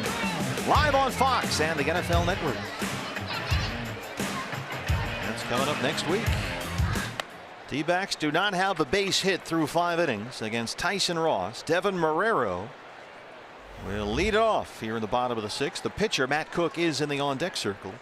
Boy, Matt has pitched a terrific ball game here tonight. Marrero sends one out to Pereira in left.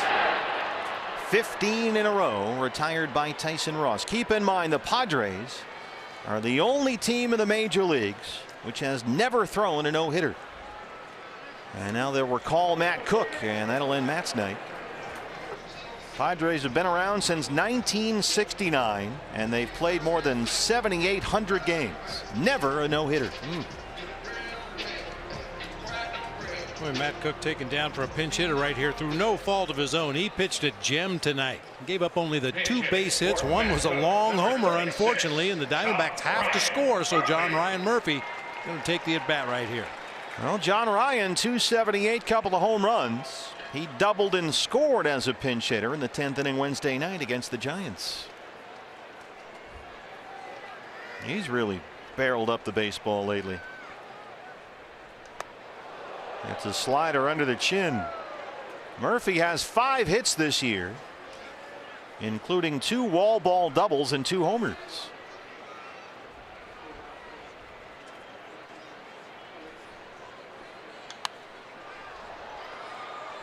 Well, we'll do anything we can to break up a no-hitter, including trying to jinx Tyson Ross. No no-hitters in franchise history, over 7,800 games, the only team in the majors without one. They've had some pretty good pitchers down there in San Diego over the years. You think somewhere along the line somebody would have thrown one. Go back to Randy Jones and work your way up.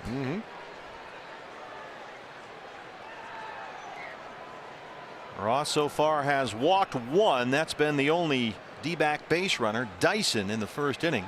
He's got 8 strikeouts. And he's retired 15 straight since that base on balls with 1 out in the first.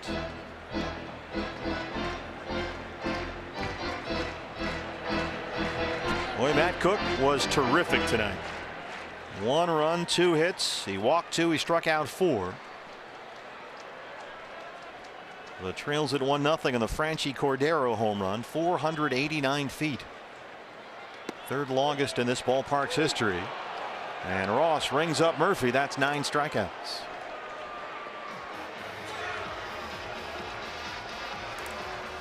Right field. Maybe the third time through the order the Diamondbacks will have a little better idea against Mr. Ross out there on the mound. This is a straight downer slider. Stayed on the inside corner, broke straight down. David Peralta has twice grounded out to Carlos Asuaje at second.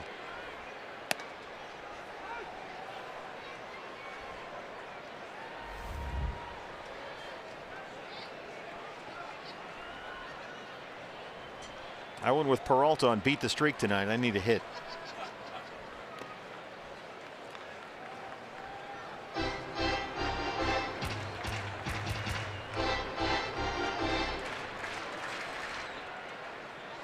Clay Kirby, Randy Jones, Brent Strom, Greg Harris, Andy Bennis, Sterling Hitchcock, Chris Young.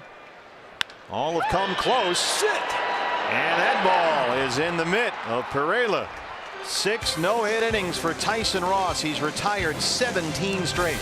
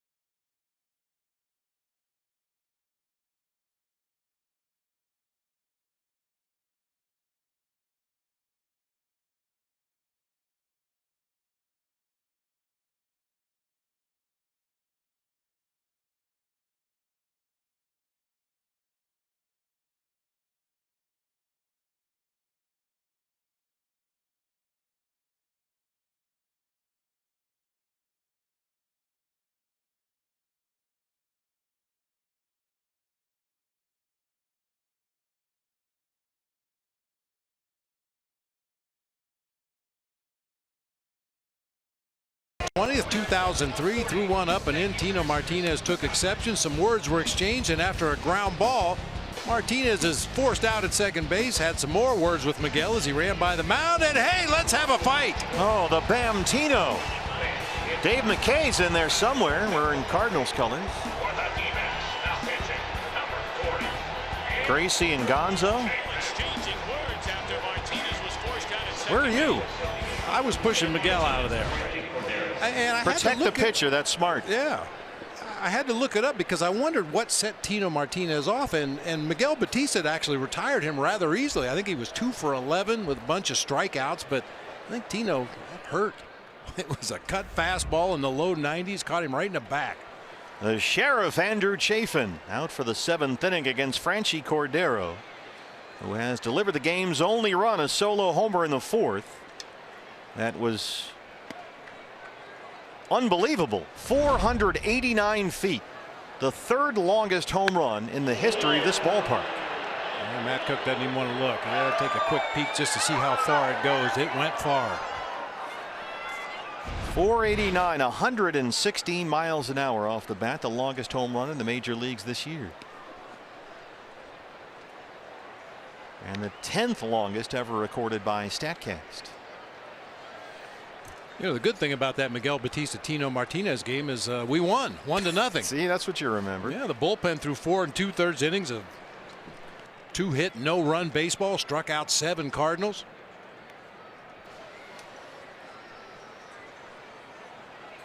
Chafin on for Matt Cook, who was terrific. 1 run in 6 innings, only 2 hits allowed, but he's up against Tyson Ross, who's Gone 6 no-hit innings. So Matt on the hook for the loss right now. D-backs still looking for their first base hit.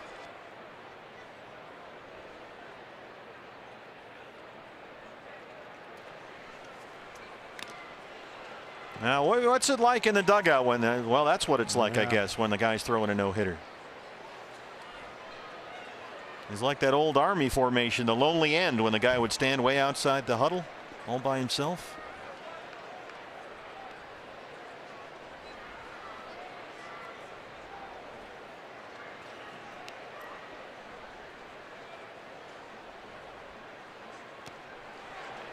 Chafin gets him to wave at a slider, and they strike out Cordero to start the 7th.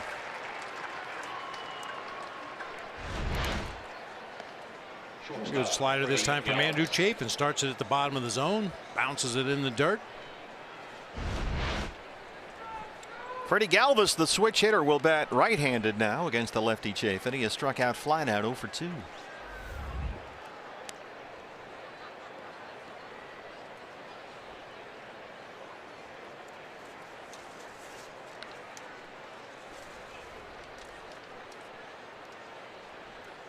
There's a whole list of guys on the Padres who have carried no-hitters either into the 8th inning or beyond. The last was Odrisamer Despaigne in July of 2014 against the Mets. Daniel Murphy doubled with 2 outs in the 8th inning to break up that no-no.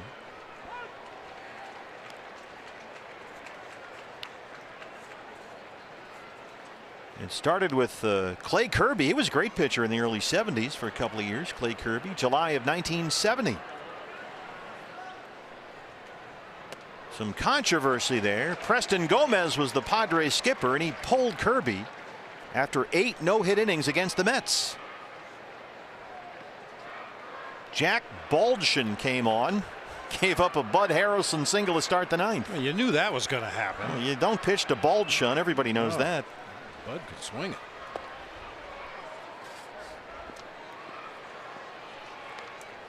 And in between, a whole bunch of guys, as we mentioned: Clay Kirby, Randy Jones, Brent Strom, Chris Young a whole bunch of times, Sterling Hitchcock. All have taken Padre no-hitters into the 8th inning, but no one has ever finished one off.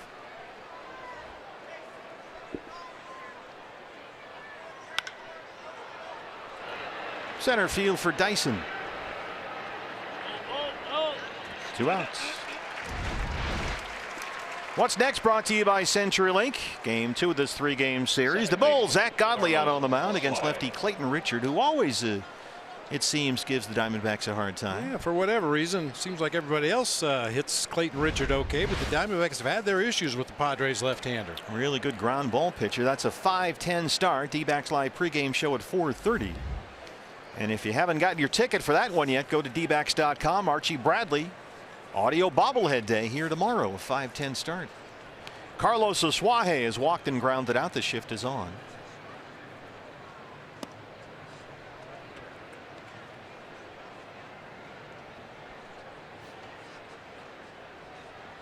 Ahmed, the only guy over on the left side and guarding a bit against the bunt. Now he'll back off.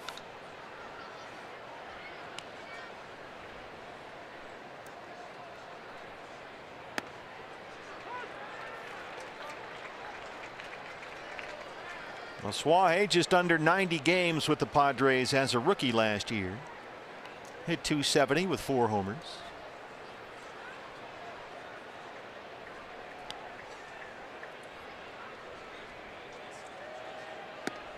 Bit of a logjam at second base in San Diego. They've got Asuaje. They've got Corey Spangenberg, who can play all over, but he's a second baseman. And now that Myers is back and Manuel Margot coming back soon, it might be some reps at second base for Pereira to get that bat in there.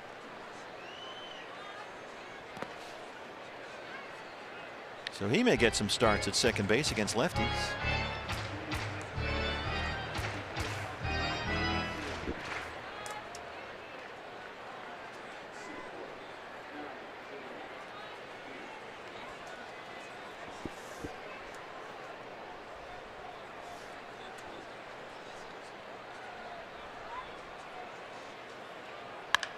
2-2 is on the ground to second. Ketel Marte. 1, 2, 3, 7 for the Sheriff, Andrew Chafin. D-backs trail at 1-0.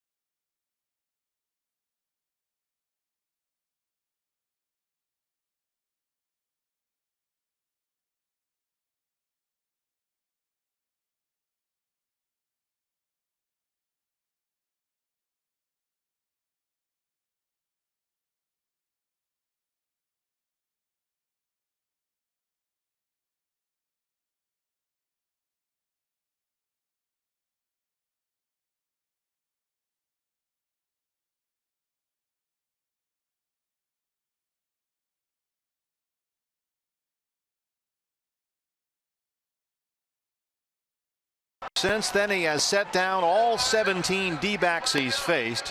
1 walk, 9 strikeouts, and 6 no-hit innings. Boy, and he's got that advertised slider going tonight. He's missed his spot occasionally with the fastball, but when he's been in trouble or behind in the count, he's gone to that slider. Gerard Dyson, who drew that base on balls in the first, leads off the 7th. Dyson, Goldie, Descalso, 2, 3, and 4. The Padres have never in their history thrown a no-hitter. The only team in the majors still without a no-no on their roster. Ross at 90 pitches, 54 for strikes. 1-1 on Dyson. He's walked and grounded out. Now, Ross has thrown at least 100 pitches in his last 2 starts. 107 against the Houston Astros and a loss, and then he threw an even 100 pitches in 6 innings against the Giants, a victory. This is a guy who's barely pitched the last 2 seasons because of injuries.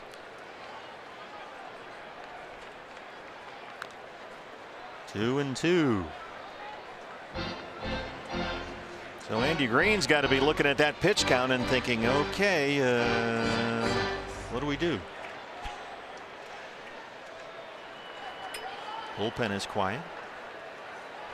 We told you before, the Padres have used their bullpen more than any team in the major leagues, so this is a breath of fresh air for Andy Green to have a starter pitching here in the bottom of the 7th inning. Those guys back there more tired than Ross is now. Dyson shoots one down the line. Foul. Just over the head of Mark Strawberry Field, our Golden Glover down there. There's Mark.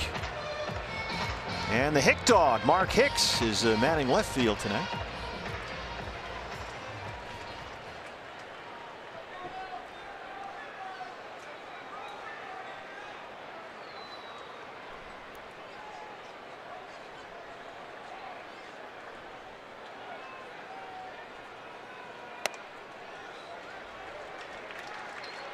Missed with a fastball, and it's full 3 balls and 2 strikes. Goldie on deck. Just find a way to get on there. Put Ross back in the stretch. He hasn't been in the stretch since the first inning of this game. Dyson has been the only base runner.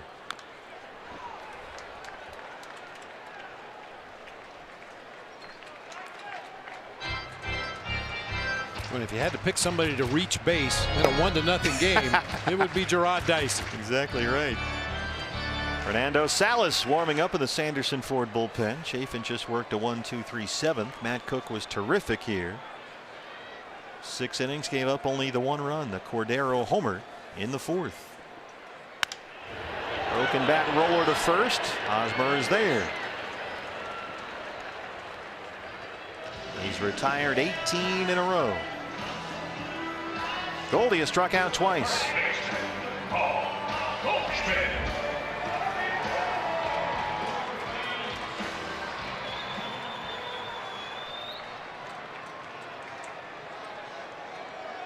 And a struggle for Tyson Ross just to get back to this point. The Padres opening day starter 2 years ago.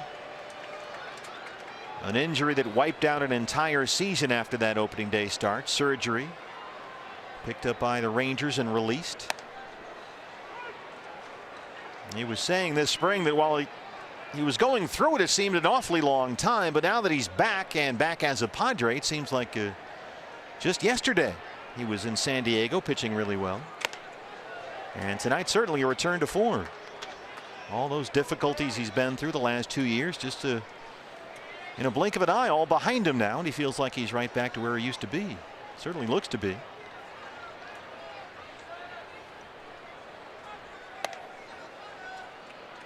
Fastball missed. It's 2 balls and 1 strike.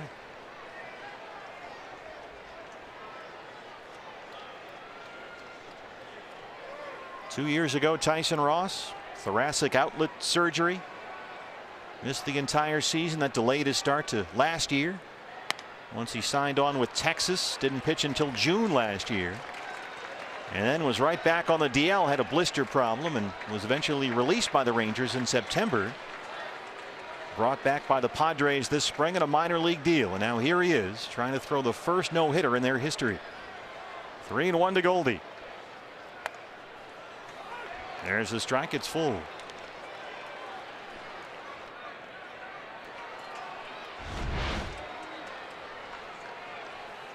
.92-mile-an-hour fastball up and out over the plate. He walked him. Second base runner. That ends a stretch of 18 consecutive batters retired by Tyson Ross. And Daniel Descalso, who has struck out twice, is the hitter. You know, Torrey likes to talk about linking at bats. They haven't had much of an opportunity to link anything in this game against Tyson Ross, but an opportunity here with 1 out. Goldie on first base, middle of the order up. Ross at 102 pitches. 1 out in the 7th.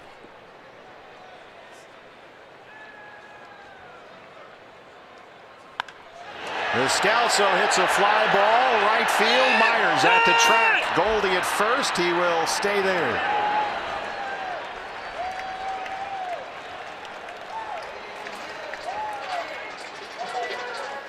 Two down for Ketel Marte. Marte hit one out there last night in the 7th. His first of the year comes from the left side of the plate. A no doubter out there to right field.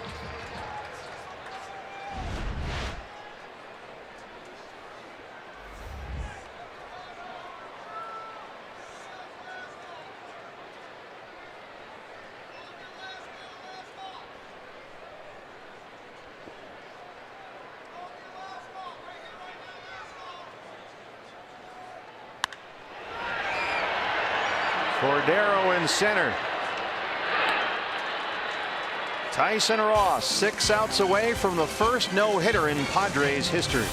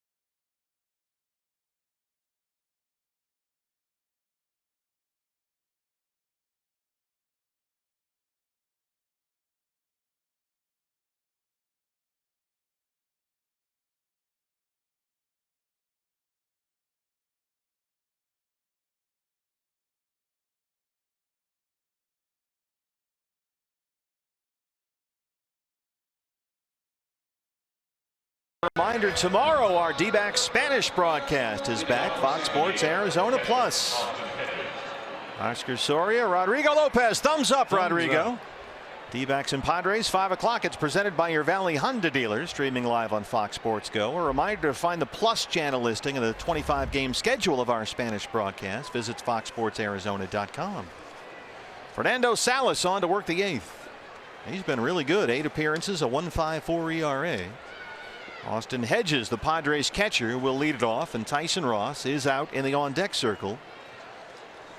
He'll be followed by Jose Pirela, 8-9-1 in the San Diego 8th. Descalso in left.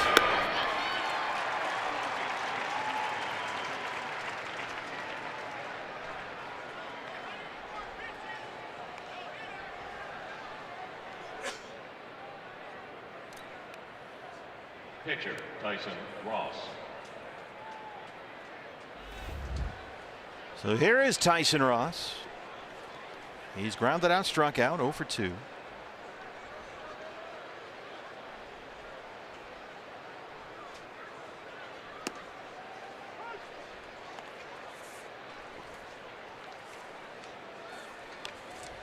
Padres more than 7,800 games in their history and never a no-hitter.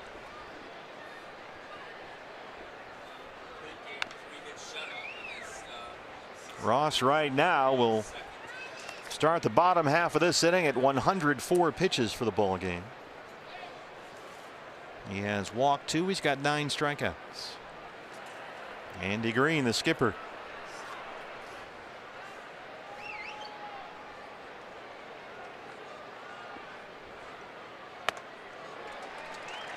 Salas makes short work of Ross, 2 down. Hey, partner, got a good one for you here. Plan right. ahead for Father's Day and give Dad the gift he's always wanted, a game of catch right here on Chase Field. That's right. Before the game on June 17th, with a special ticket package, you can play catch on the field. But you got to secure your spot right now. Limited spaces remain. Log on to dbacks.com/dad. That's a great idea. That is great. Pirela has grounded out, walked, and reached on an error by the shortstop Ahmed. D-backs in the bottom half of this inning will have Ahmed, Avila, and Marrero due up 6, 7, and 8. Pitcher spot after that.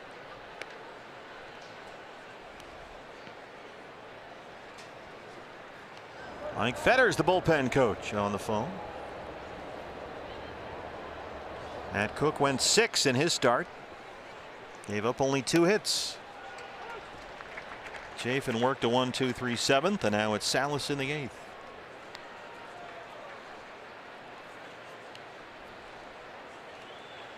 Everybody thought the pitching story, at least in the NL West, would be in LA today.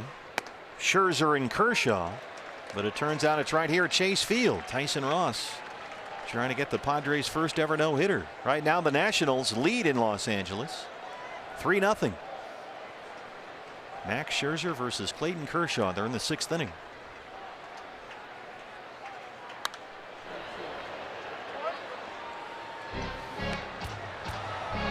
Giants got Jeff Samardzija back. They lead in Anaheim 7-0 over the Angels. They're in the 5th.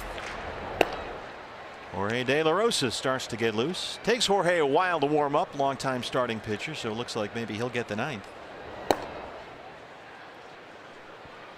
Rockies are just getting hammered by the Cubs. It's 15-4 at Coors Field. They're in the 8th inning.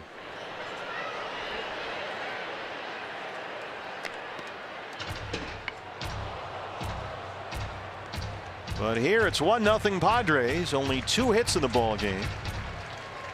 Both by San Diego. A Will Myers single in the 1st, and Franchi Cordero a home run in the 4th that went 489 feet, the 3rd longest in Chase Field history. And that has literally been all the offense. In the hole, Ahmed. Tyson Ross 6 outs away from the first no-hitter in San Diego Padres history.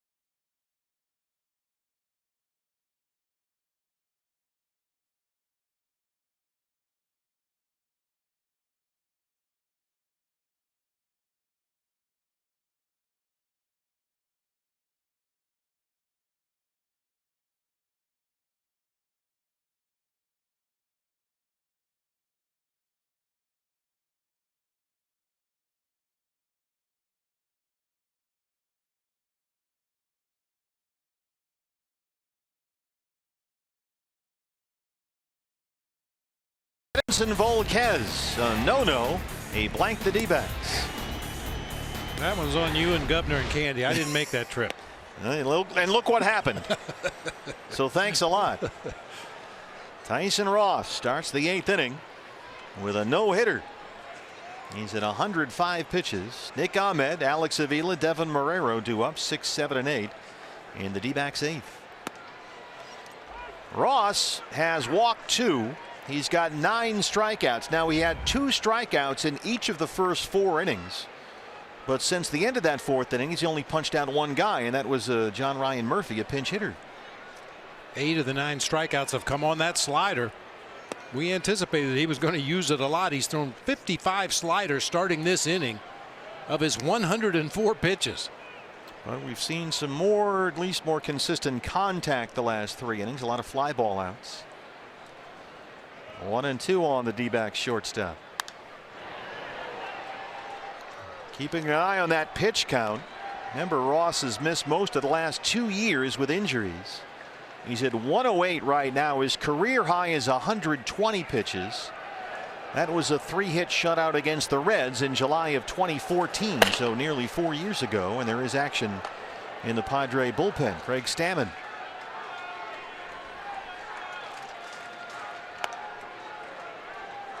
Fastball's off the plate. It's 2 and 2 on Ahmed. Nick has struck out and popped up. Avila will be next.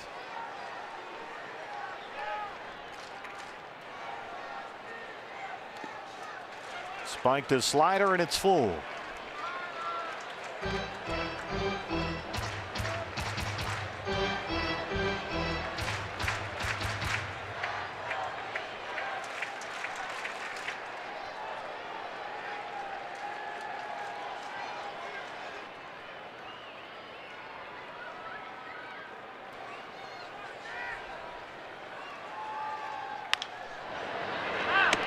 Foul ball. Boy, Nick got a rare slider on the inside part of the plate that time. Pulled it just foul down that third baseline. You mentioned Ross might be getting a little tired out there. 111 pitches on the ball game right now. That was a hittable slider that time. You figure at some point he's got to hang one. But he has been outstanding. He walked Dyson in the 1st, walked Goldie in the 7th. They've been the only 2 D-backs base runners. He set down 18 straight in between the 2 bases on balls. Making 3 walks.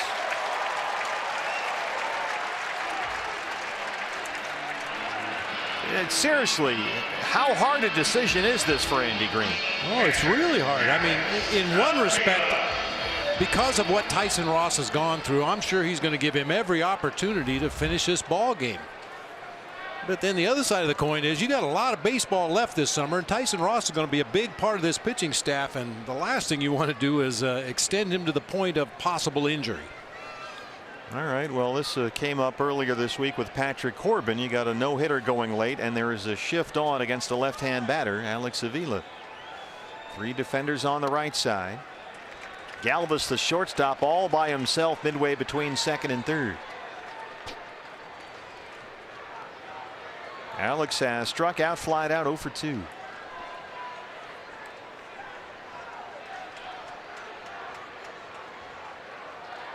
Tyson Ross just 2 days shy of his 31st birthday.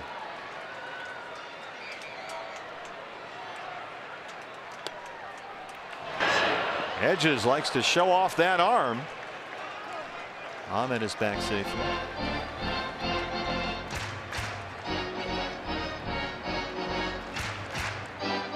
Mentioned it was only 2 years ago that Ross was the Padres opening day starter, and that was the only game he pitched that year.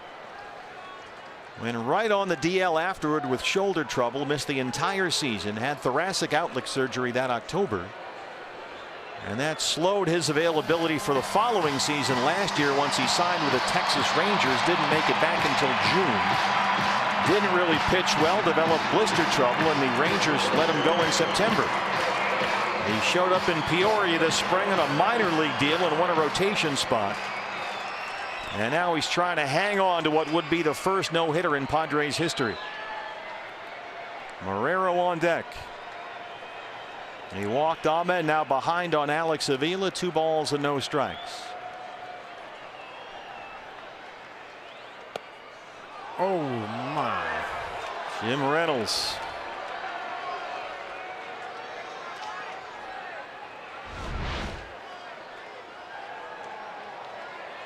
Wow. Even with the frame job, it wasn't in the strike zone. Galvis, the shortstop, a lot closer to that second base bag now. There's nothing on the left side of the infield at all. Anything over there is a base hit. Anything. 2-2.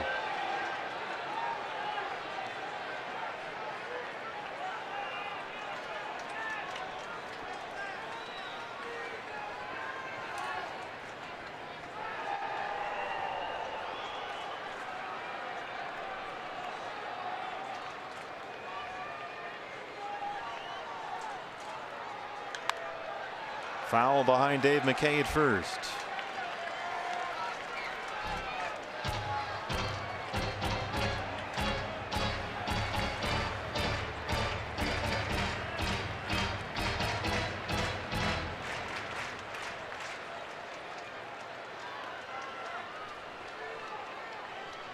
Alex trying to get it going offensively. 4 for 34 on the year. He's got a homer.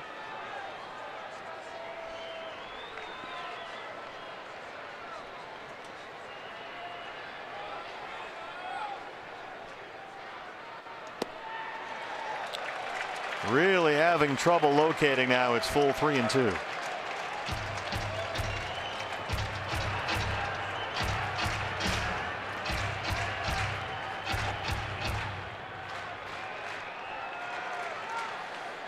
Most of the time on these full count pitches, Tyson Ross has gone to that slider, and why not? It's been his best pitch throughout his career, and certainly tonight. There it is on 3-2. Yes, he went. Mark Wegner says at third. That's 10 strikeouts for Ross. Ahmed moves up, 1 out in the 8th.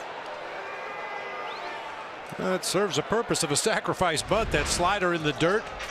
It looked like Avila got the bat out there a little bit too far that time, but as that pitch got far enough away from Austin Hedges, Nick Ahmed was able to move up. Andy Green to the mound. Stammen is ready in the bullpen. The Padres have never had a no-hitter in their history, and this has got to be a difficult call for Andy Green. Sometimes you want to go out there and look him in the eye, don't you? Yeah, that's what he did. Apparently he got the answer he was looking for. Just as a point of rule, even if Tyson Ross comes out of this ball game, if the bullpen doesn't give up any hits, it's still a no-hitter. Double-barreled action now for the Padres. Stammen has been ready for a while now. Brad Hand has been the closer. He'll start to get it cranked up down there. The left-hander, Devin Marrero. 1 out, Ahmed at second.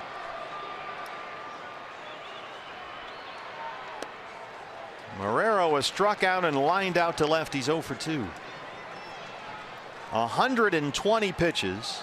That matches Tyson Ross's career high set 4 years ago. 120 pitches, 70 strikes.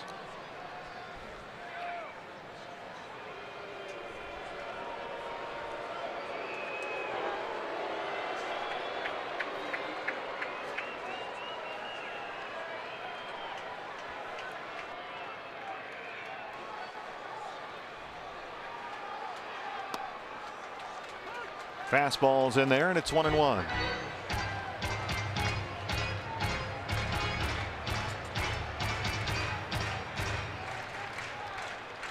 Pitcher spot up next for the D-backs. Christian Walker in the on-deck circle.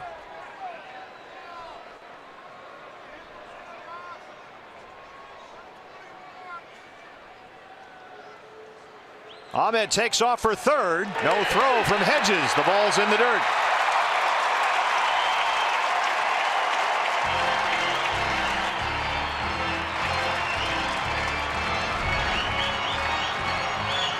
Oh, nice job by Nick. Was leaning the right direction as Ross started into his delivery. Had a huge jump at second base. I don't think Hedges could have gotten him anyway. And now the infield will come in for the Padres. 2 balls and a strike on Devin Marrero. Tying run 90 feet away, 1 out.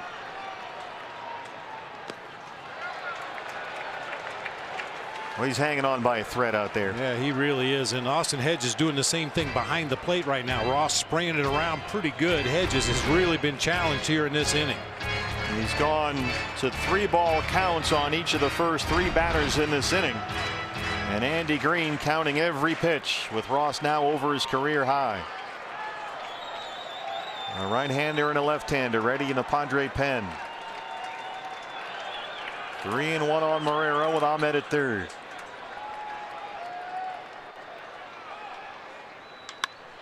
Second base is Suarez coming home. And they got him. Ahmed is cut down at the plate.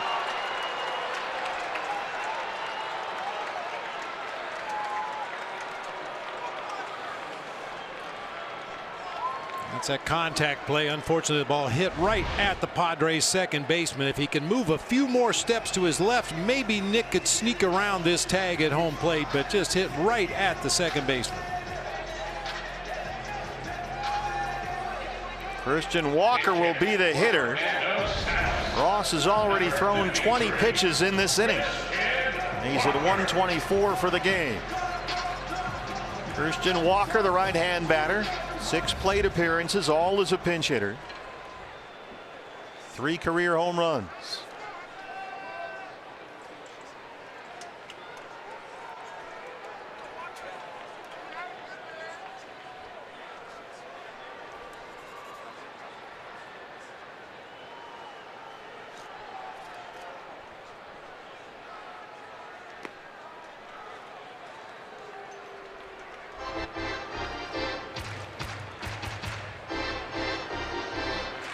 This is reminding me of what Terry Collins went through several years ago with Johan Santana and the Mets, who had never had a no-no. He got up, I think, high 130 somewhere.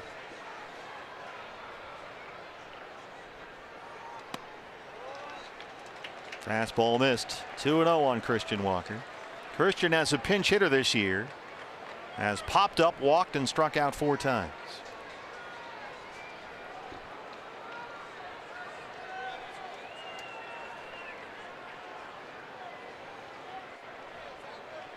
Figures to get a fastball right here. 2-0. Nope.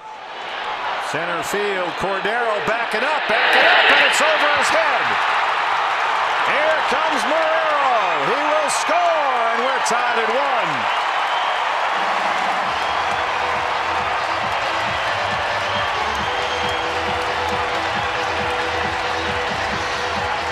Franchy Cordero got a bad read and a late break.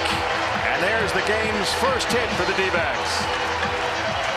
Well, that'll probably do it. Yes, indeed. Andy Green on his way out. Outstanding performance by Tyson Ross tonight, but just enough offense when they needed it. Boy, he was hanging on by his fingernails there. A valiant effort by Tyson Ross, who comes only 4 outs away from the first no-hitter in Padres history. But he leaves now in a 1-1 ball game, responsible for the go-ahead run at second base. An outstanding performance tonight for Tyson Ross. He walked 3, he struck out 10, and he gave up only 1 hit. We're tied at 1 at Chase Field. Back after this.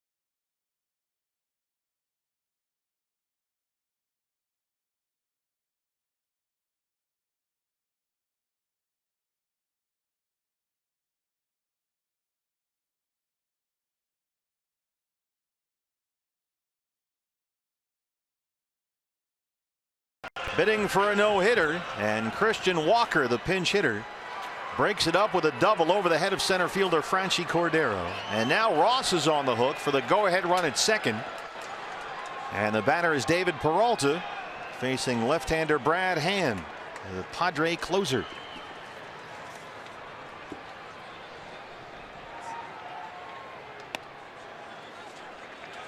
Peralta tonight 0 for 3. Brad Hand has done a terrific job for San Diego. 6 for 7 in his save opportunities, a 1.80 ERA. Walker is the go-ahead run at second base with 2 outs. Peralta with an 8-game hitting streak on the line. He's 0 for 3.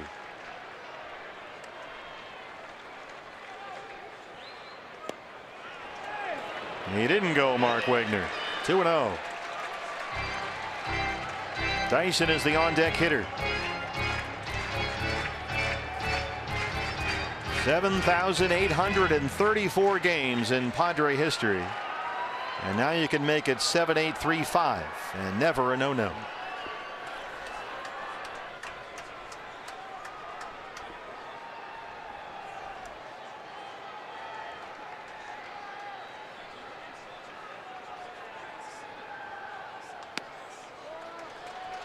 There's the Brad Hand slider. It's 3-0.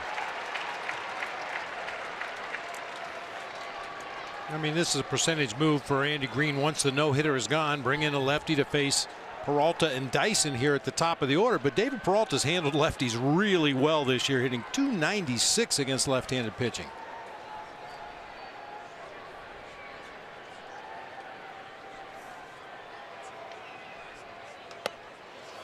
Remember, it was in nearly this exact same situation the other night when Patrick Corbin was pitching so well.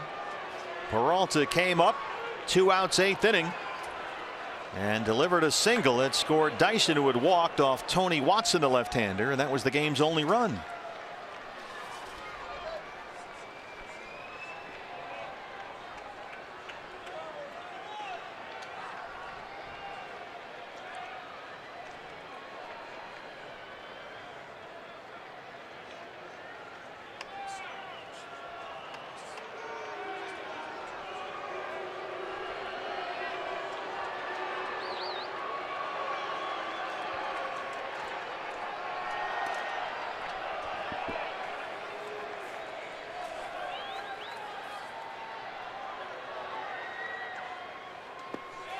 Ball 4. Well, this was Christian Walker against Tyson Ross. 8th inning. Franchy Cordero. Keep in mind their regular center fielder Manuel Margot is on the DL right now, and Cordero, Bob, got a bad read here. He got a real bad read. Came in a step or two and then tries to retreat back to the warning track. Just couldn't get there in time. That ball had a 99% catch probability. Not sure what all enters into that, but tells you it should have been caught. And it goes as a double. Here's Dyson. He's walked, he's grounded out twice. 2 on and 2 out.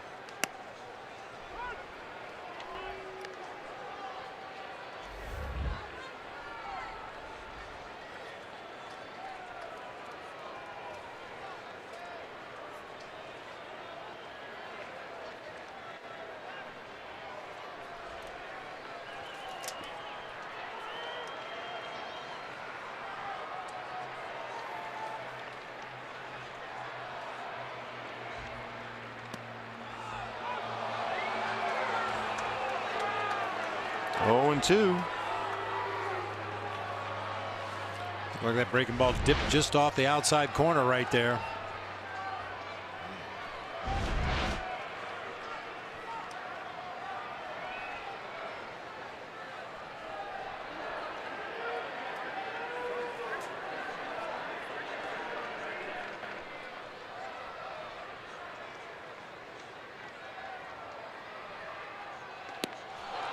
He strikes out Dyson in strands 2, but the D-backs get 1 hit. Walker's RBI double is tied it at 1.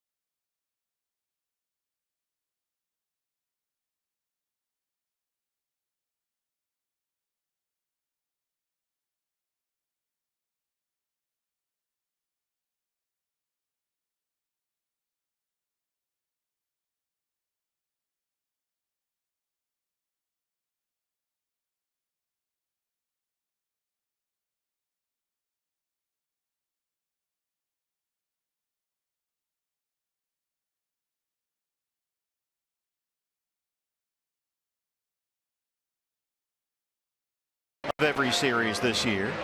And as our Gila River game summary shows, they still have a chance to win this one. 1-1 as we start the 9th inning. Matt Cook was tremendous. 6 innings, gave up just 1 run. Tyson Ross took a no-hitter into the 8th inning, broken up by Christian Walker's double. And here for, this is interesting, Bob, for the 3rd consecutive day and 3rd consecutive ball game is the closer Brad Boxberger. This is something that Torey Lovullo mentioned he would be very careful with. Boxberg coming off 2 years when he's been through some injuries. So here's Boxberger to face Will Myers to start the 9th inning. Yeah, 19 pitches in his appearance yesterday against the Giants. Went an inning, gave up a couple of hits. Yeah, 19 pitches the day before. Got the loss in that game against the Giants. Myers single in the 1st. He's 1 for 3.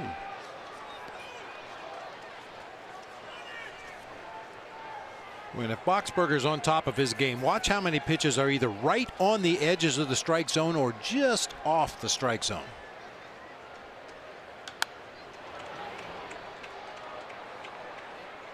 Is that what makes him so effective? Oh yeah, I mean, you know, his velocity 91, 92. Throws that change up, but yeah, he just keeps the ball out of the middle of the plate, forces the hitter to go away from their strength, looking for something in the middle of the plate and try to put one of those borderline pitches in play.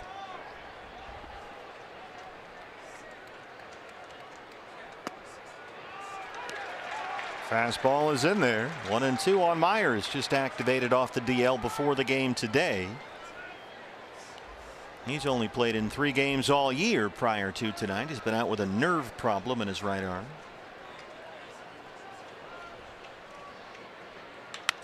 Right back up the box, off the mound and into center. A leadoff single for Myers. He's 2 for 4. Missed his spot that time, left it up and out over the plate, and Myers just bangs it right back through the box. You can see Ketel Marte shading up the middle, but just couldn't quite get there in time. Here's Hosmer now, 0 for 3 in his first ever game at Chase Field. The free agent signee from Kansas City in the offseason. Right now stuck in a 2 for 24 slump. 253 on the year.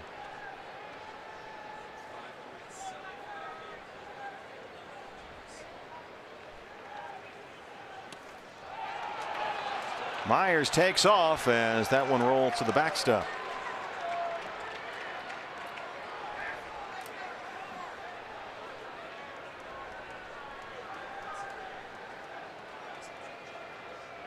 Got to be a pass ball on Alex Avila. I got fooled by that pitch right there. A little more movement or something happened right at the end. Just kind of stabbed at it. It got by him. Jim Reynolds will write down a mound visit for the D-backs.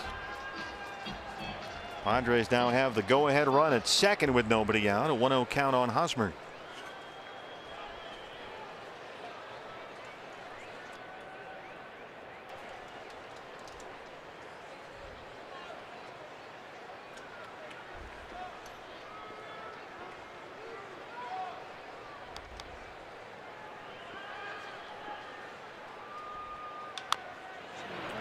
Swing and bunt that trickles foul.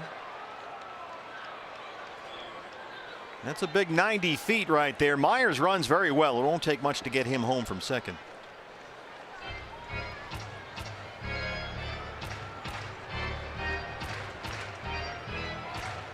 Yeah, not only that, but if he's still at first base, you've got a chance to turn a double play and snuff this rally quickly. But being on second base now, you got to try to plug as many holes as you can defensively on that infield, with Nick Ahmed trying to keep Will Myers as close as he can out there at second base. I see Nick sneaking in back there.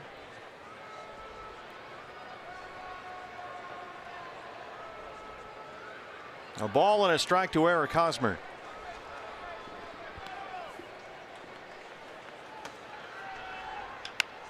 Squib shot. Ahmed gets over there. Tough play for Nick. Head first slide, and Hosmer's in there. Myers at third.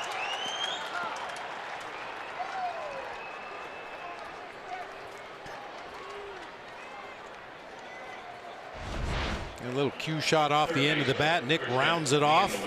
Makes the throw on the run. Nice play by Goldie to realize they weren't going to get the out at first base. Come off the bag. Make sure that ball does not get by you. Right there you see the two first basemen on the last Team USA World Baseball Classic team from last spring.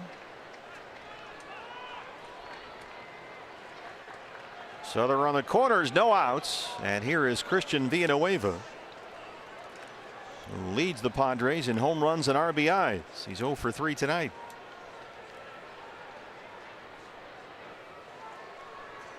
I'll look at the Diamondbacks defense.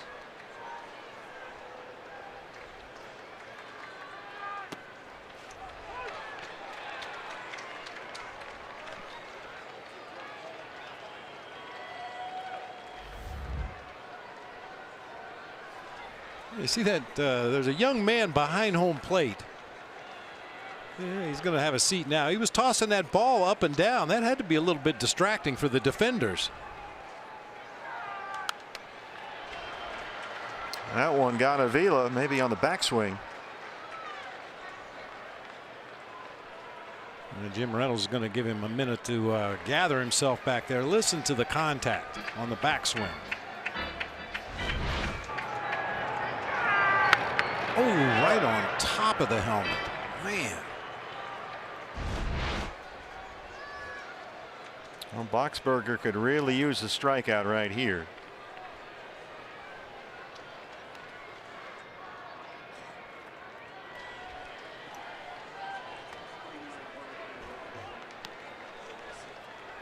Oh, and 2 on Villanueva. Jorge De La Rosa starts to get loose in the D-backs bullpen. He was warming up earlier.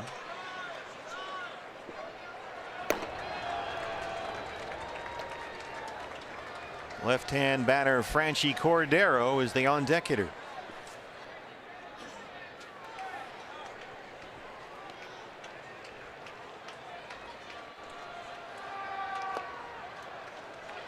Tried a change-up and it missed.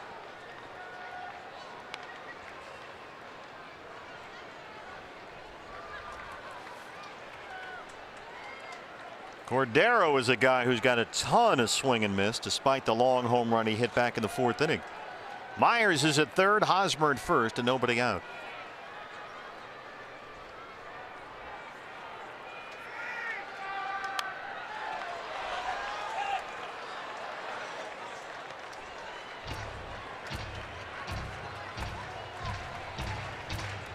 Boxberger got the save last night, 19 pitches.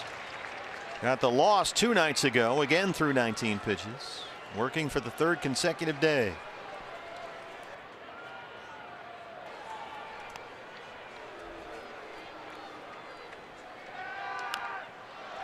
Oh, he just got a piece of that changeup to stay alive.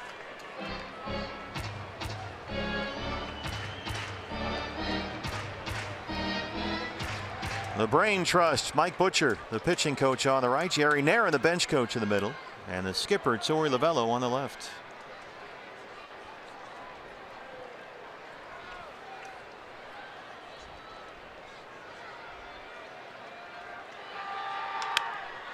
Base hit.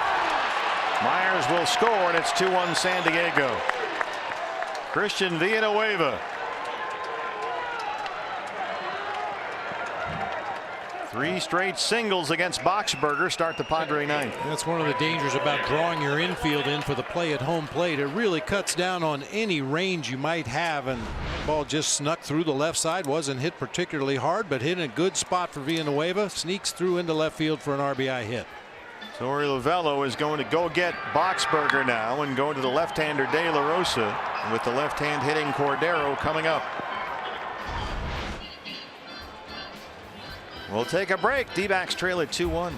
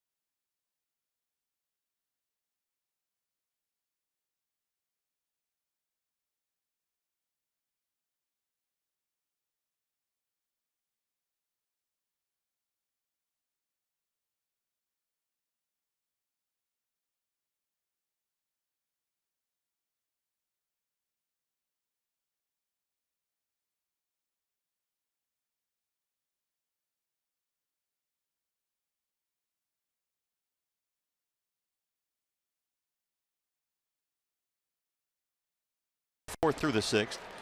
It's a series you don't want to miss. The first 20,000 fans with us on Cinco de Mayo get the State 48 Sugar Skull t-shirt. Get your D-backs and Astros tickets right now, dbacks.com.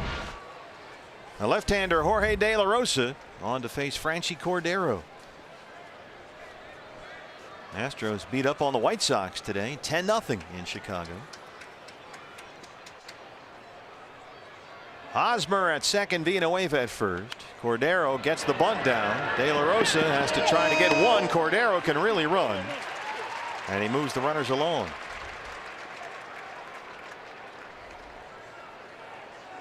Guy hit the ball 489 feet back in the 4th inning and dumps a bunt down the third base side to move 2 runners up here in the 9th. So now Galvis will bat from the right-hand side against De La Rosa. He's 0 for 3. D-backs in the 9th inning.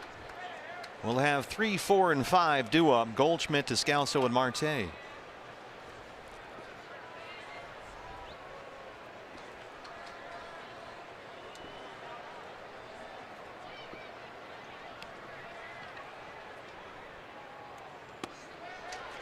Wild swing at that De La Rosa splitter. Galvis stuck in a 1 for 17 right now.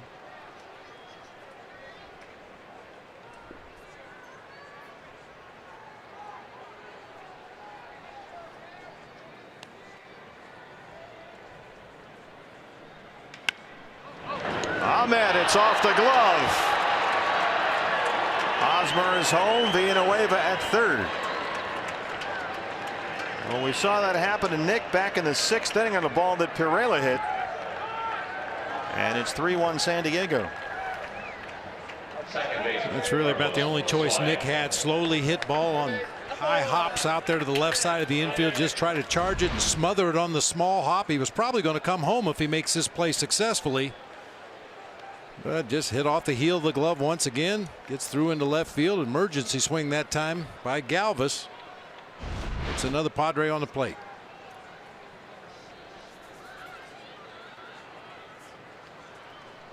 Carlos Suaje, the second baseman.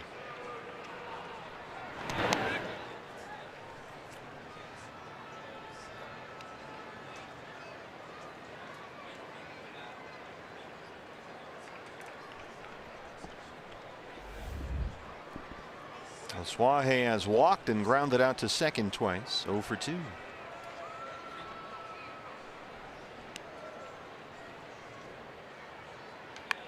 Gets a bunt down. De La Rosa underhand toss, and he drops the ball. Villanueva scores, and it's 4-1 Padres.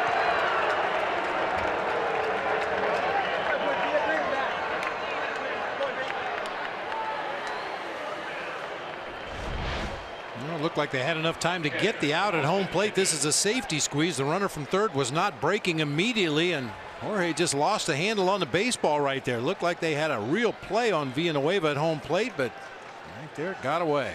Well, all season long, part of the Diamondbacks formula has been run prevention, but it's gotten away from them here in the 9th inning. 3 errors in the ball game, 2 in this inning. It's 4-1 now, and here's the catcher Austin Hedges.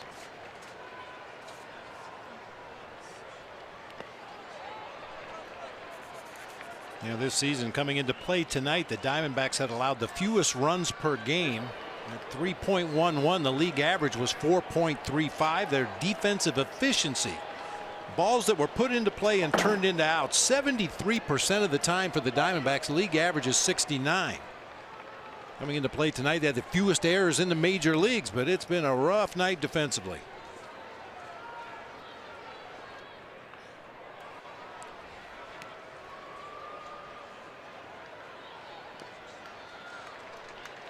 Three singles against Boxberger to start this inning, and now all 3 have scored with the help of 2 errors.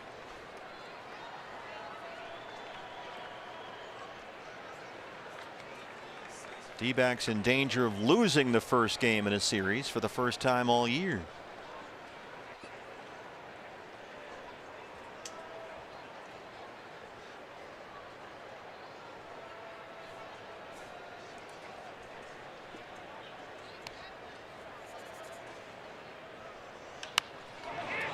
Dyson in center. 2 outs. This is the third time ever that Nick Ahmed has had 2 errors in one game. Last time June 8th last season against the Padres.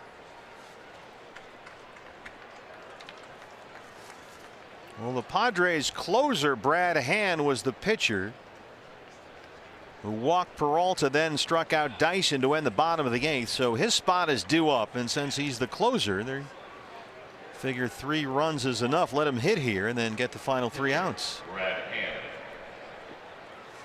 You have Goldie leading off in the bottom half of the 9th, followed by Daniel Descalso and Ketel Marte. And keep in mind, Chris Owings and A.J. Pollock both available off the bench if Torrey decides to go that direction.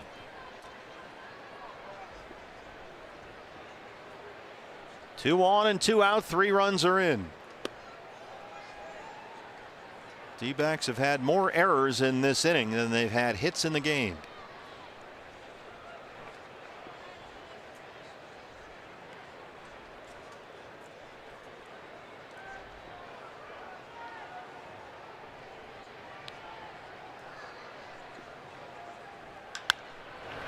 Bounce to second for Marte. Goldie will lead off the home half of the 9th. D-backs down 4-1.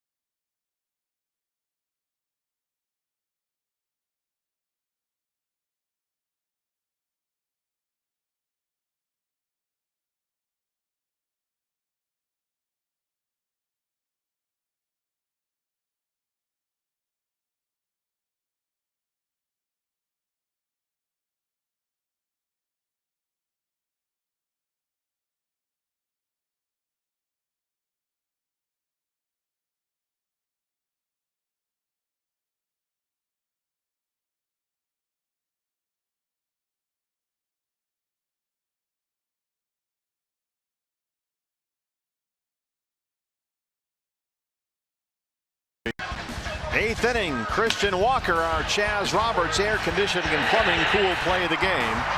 Tyson Ross, 2 outs in the 8th, a no-hitter, and Walker breaks it up with a ball that likely should have been caught by Franchi Cordero in center. And then in the 9th, it gets ugly defensively. Couple of errors after Boxberger opened it up with 3 singles. A couple of errors, couple of seeing eye base hits, and it's tough to go. It's hard to figure for closers why they do so well in safe situations and struggle so mightily in non-safe situations.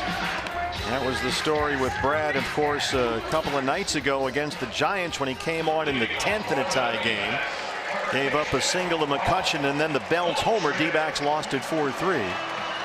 And now Goldie leads off the home half of the 9th, down 4-1. He has struck out twice and walked. Now, Boxberger in save situations, 6 innings, 4 hits, no runs. In non-save situations, 4 games, 3 innings, 6 hits, and 5 runs. You know, he has told Torrey he has no problem whatsoever working in a non-save situation. I know some guys don't like to do that, but Brad told Torrey earlier this year, yeah, no problem, put me in.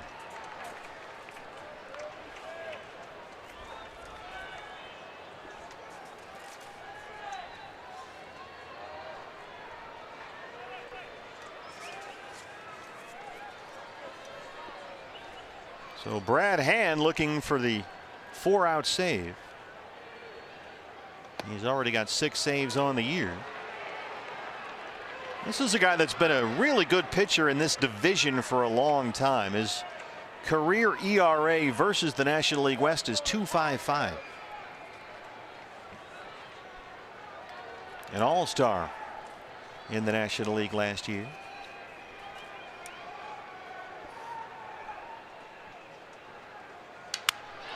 Goldie, a little flare that just goes foul, and he's going to need a new bat.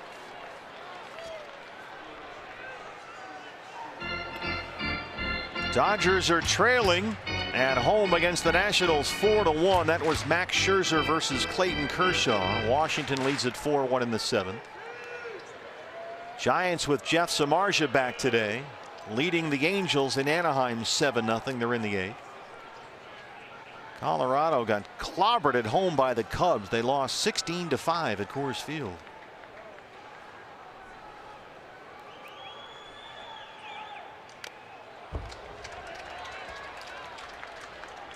Her hand is sneaky quick. 95 on that last fastball up in the zone to Goldie. That's where Hedges wants it. That's where he puts it.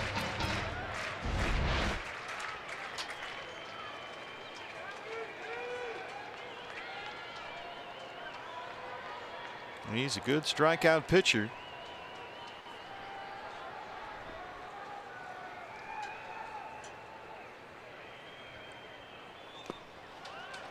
Hand struck out all 4 Giants he faced Saturday. Got a save. That was some history. First Padre closer to record all of his outs via the strikeout in more than 1 inning pitched. The first time the Padre closer had done that since the Heath Bell experience back in 2010.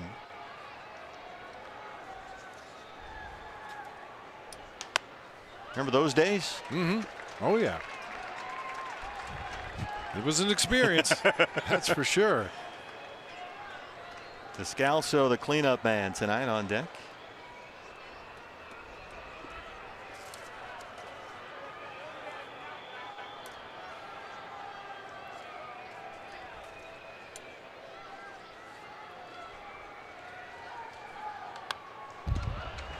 Keeps going up there to the top of the strike zone and above, and Goldie just keeps getting a piece, staying alive.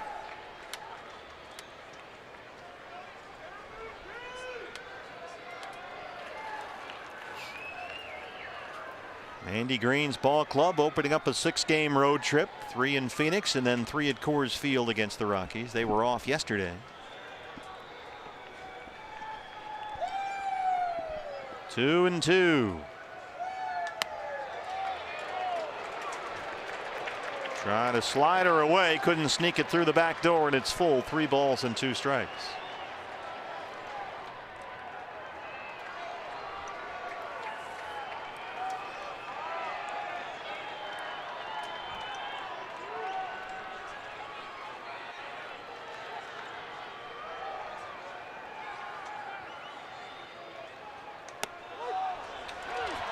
That slider got through.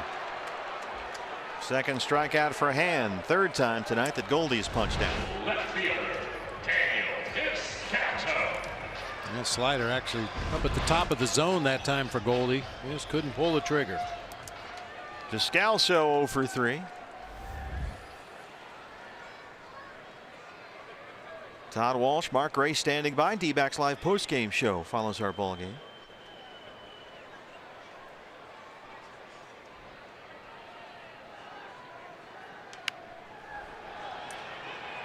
Don't forget Archie Bradley bobblehead day here tomorrow. Get your tickets at dbacks.com. Still some available.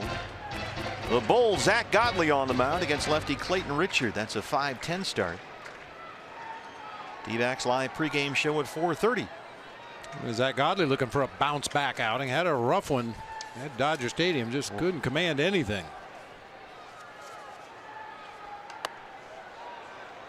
And don't forget tomorrow our first D-backs Spanish broadcast on Fox Sports Arizona Plus.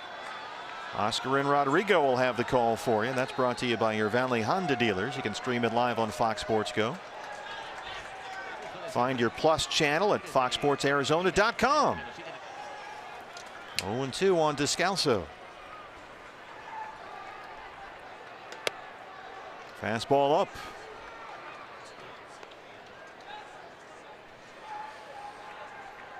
And Brad Hand, one of those guys, he gets a signal from his catcher, Austin Hedges, and then he goes up into the set position, and then you'll see him fiddling with the baseball in his glove, just rolling it around, trying to find the grip that he's looking for. Tim McCarver used to talk about Greg Maddux seeing with his fingers. Well, Descalso got a good look at that fastball, and Hand has now struck out the last 3 he's faced. Ketel Marte mentioned that his 4 strikeout save on Saturday was the first since Heath Bell in 2010. He can get another one right here. Marte 0 for 3.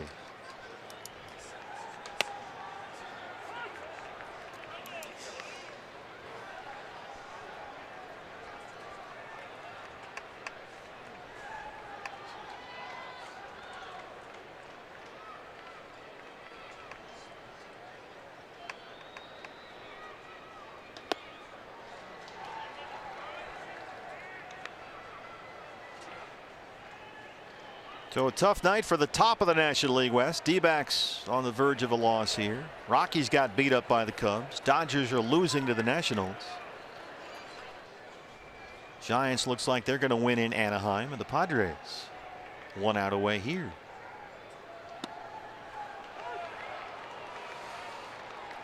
And Brad Hand a strike away from getting the side in the 9th.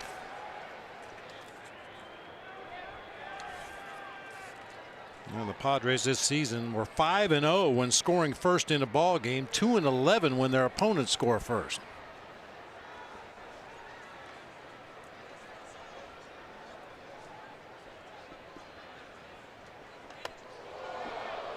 Brad Hand really likes to work up and down.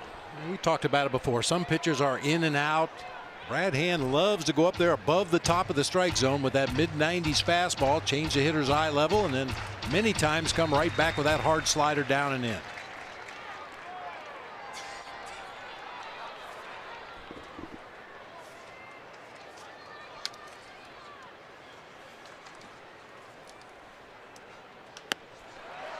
Got him on the slider. Hand gets another 4 strikeout save. Actually give him the win. I'm sorry. And the Padres take the opener. First time all year the D-backs have lost a series opener, but they still got a chance to win the series over the weekend. Yeah, it took pretty much a heroic effort on the part of Tyson Ross to make sure the Diamondbacks didn't win the first game of the series, and Franchi Cordero with that monster home run to center field to spot him to a 1-0 lead. They were able to make it work. So the D-backs dropped to 13-6. They'll look to the Bulls. Zach Godley on the mound tomorrow. We look, as always, to Todd Walsh. Steve, thank you very much, and we're getting set for D-backs Live, the post-game show coming up in a bit. But Mark Grace, so many twists and turns to this game here tonight, sort of like a Rod Serling Twilight Zone script. All kinds of changes in momentum. How did you read this thing? How good was Tyson Ross? We talked about the slider on the pregame show. He showed us what that slider was all about tonight. The Diamondbacks, trust me, they know he's got a good slider. Even when you know it's coming, they couldn't hit it. Well, we're going to have a number of looks at that, and we'll talk about the drama of the no-hitter that didn't happen here tonight, and so much more. Plus, we'll get inside the Diamondbacks clubhouse. Jody Jackson is here. We'll hear from manager Torey Lovello, and Bob Brenly awaits around the corner when we can reconvene in just a moment or two. Here from Chase Field on this Friday night. Diamondbacks fall 4-1 to the Padres in Game 1 of this series. Diamondbacks Live, presented by CenturyLink, begins when we return after these commercial messages.